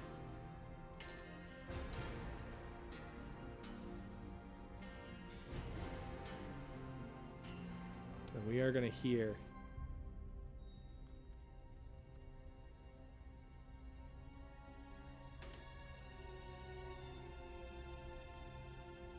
from the man himself. We're going to get into a quick interview here with Ghosty. We're going to jump into the interview chat here, folks. Don't go anywhere. Remember, !charity in the chat. We've got another awesome event happening immediately following this interview, so you will not want to go anywhere. You will want to make sure that you're set and ready to go. But we have everybody here. Miguel is here. Ghosty, well played. Thank you. Oh. Congrats, Stifo. Your victory, 6 seasons without a win for you, even if you made a lot of playoffs, a lot of finals, but every time you lost to Young Yakov, to Exhaust Striker, to a Rogue Fire, and finally you won season 1, and now you're here, you're back to win season 8. How do you feel? I feel really, really good.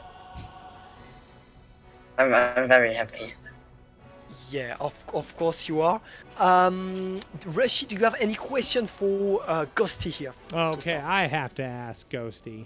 You gave us an interview right before Baby Marine, and you were telling us that you didn't feel like you were playing very well. Is can you play better than this? Because you showed us some amazing games. I think the first, especially the first game was on Thunderbird, right? Yeah. I think I played really well there, but I'm not really still have to learn these styles and that stuff. I'm not really into playing Bane Hydra, into Brutalist and that stuff. Brute Lord, sorry. So I can still improve a lot there, but I think I played so fine. Let's talk a little bit about your matchup with Baby Marine, because you showed us some very unique, interesting games. I mean, taking it all the way out to some macro games, of course, you said using the Ultralisk in your play. And then you turn it around in your series here with Arog Fire, and we saw a couple of macro games, and then you turned on the aggression. Were you just trying to throw your opponents off by keeping them guessing on your whether you're going to cheese or not? What did you say? Sorry, I didn't understand. So in games I've seen you play before, you tend to play very aggressively, and you showed us some good macro games as well. Were you just trying to keep your opponents guessing on, well, is he going to macro? Is he going to cheese? Were you trying to keep them guessing? Kinda. I knew, on Submarine, I played this weird drone spine crawler rush thing, and actually I didn't lose a single time when I played it, so I was really confident on this one. Yeah, it was a neat play. So, I don't think I've ever seen anyone do that build. Is that a build that you learned from someone, or did you come up with that all yourself? So a friend played it, and I was like, bro, that's totally shit, but it's actually, then I saw it on Nitik's stream and it worked, and I was like, man, the build is actually not that bad. Okay. And yeah, it worked, so I was, yeah. Well, and it was very exciting to see you showcase so many different build orders and play styles. On the English stream, we actually had somebody in the chat that was asking, it's like, well, I feel like Zerg is really weak in the early game. And this was right before you played on Submarine and did that weird build. And so I was kind of talking to him in chat, and then I saw you throw the 12 pool down, and I went, okay, well, let's watch this unload here, because we've got probably some good early aggression. And then you throw down the hatchery and then the spine crawler, and I'm like, okay, maybe this isn't like a good beginner build necessarily. But yeah, you showcased a lot of different plays, some very, very well played games. You definitely earned your spot at a top season 8 this year. Congratulations. Thank you.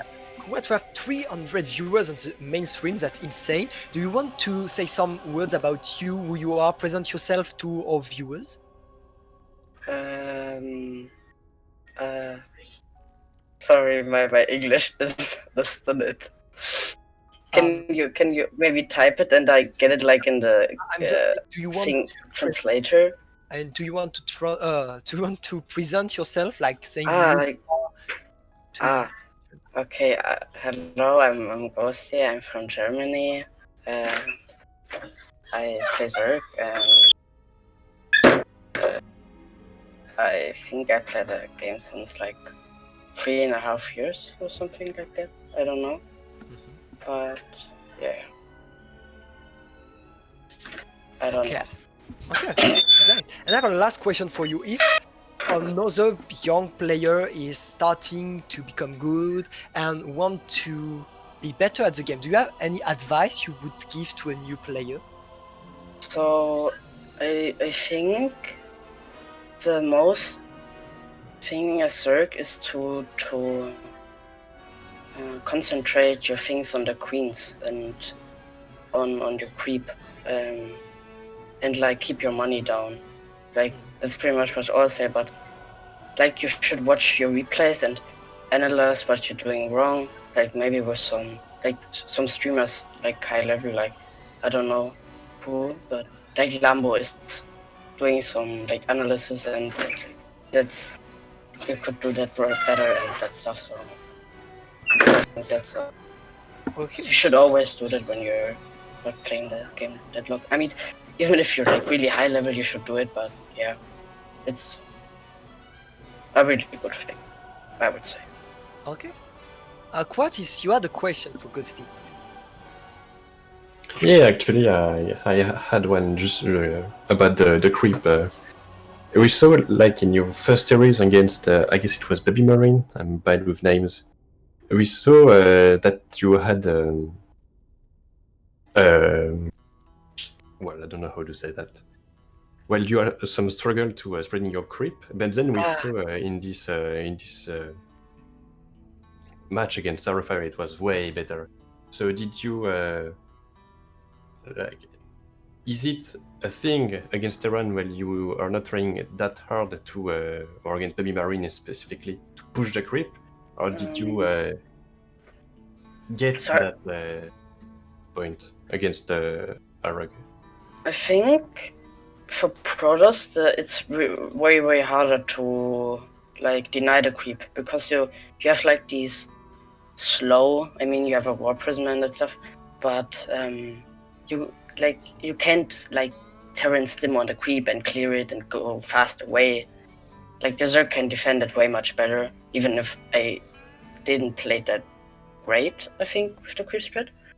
I think against Terran it's way harder to spread creep, but like yeah, you need it way more than against Protoss. I mean, against Protoss, if you have it, it's pretty good because of the run bys. Like in game, on the Thunderbird game, I had the problems with the top base and lost so many drones because I couldn't see the run by. So yeah, I think it's always you need the creep spread and that stuff. But yeah. Yeah, thanks. And I had actually another question about the very last game when you did your first push against Fire's base. Then we stood there. You killed, I guess not many probes, but you killed some probes. And then we were wondering because after that you produced more Zerglings, and we wonder why did you not just produce some drones to get ahead? So actually, I mean, in the income graph, I just watched, like, I was actually the whole time ahead. I was like, what? How did that happen? But I think I had like a really bad tech. Like I didn't have really good upgrades. Like after my last, like, I just started my +2 when he all ended me. So I think I needed to like kill stuff of him to get ahead and not to like get drones to get ahead, you know? Yeah, okay. Maybe I was the wrong choice, but I thought it was the right one. Yeah, thanks a lot, and congrats again. No, thank you. Yeah, congrats. do you have a last word for your fans? So thank you for watching the stream and supporting this, and thank you to Andy Sensei for playing and learning with me. Okay, And nice yeah, shout out. like to all people. Congrats, and I can't Yeah, wait to thank see you next season in August. Thank you. Goodbye. Goodbye. Yeah. See ya. GG, good job. GG's. Alrighty, folks. And that's going to do it for this portion of our production. That brings us to the end of the Junior Championship. So Ghosty moving out in first place and securing his second win over AROG Fire. So, you will have to follow these kids as we prepare for Season 9, which will be taking place at the end of August. But don't go anywhere, folks. We are going to do just a little bit of flip-flop here. I'm going to have just a short break, but you are not going to want to go anywhere. We are going to be running a charity stream here, Games for Love, where we will have some great things to cast. You're going to be stuck with me. Maybe that's a good thing. Maybe that's not a good thing, but I'm looking forward to helping out with that. The only piece of this is that the stream is going to shut down for just like a quick second because we're currently on a 2-minute delay. So as you're listening to this, I'm going to be waiting patiently next to the stop stream button to get us started once again. So that way we can do everything live and you can interact with me and we'll have some fun times here and we're going to raise some money for a good cause. So thanks so much everyone for hanging out for the Junior Championships. Again, don't go anywhere. We're going to be right back and ready to go for another set of events hosted by me, and you're going to see some fun stuff. You'll definitely want to stick around. I don't even think I'm going to sign off because it'll be good stuff. But we are ready to go. So I'm gonna stop the stream now, and I'm gonna listen carefully, and we'll be back in just a short minute or two. Don't go anywhere, guys.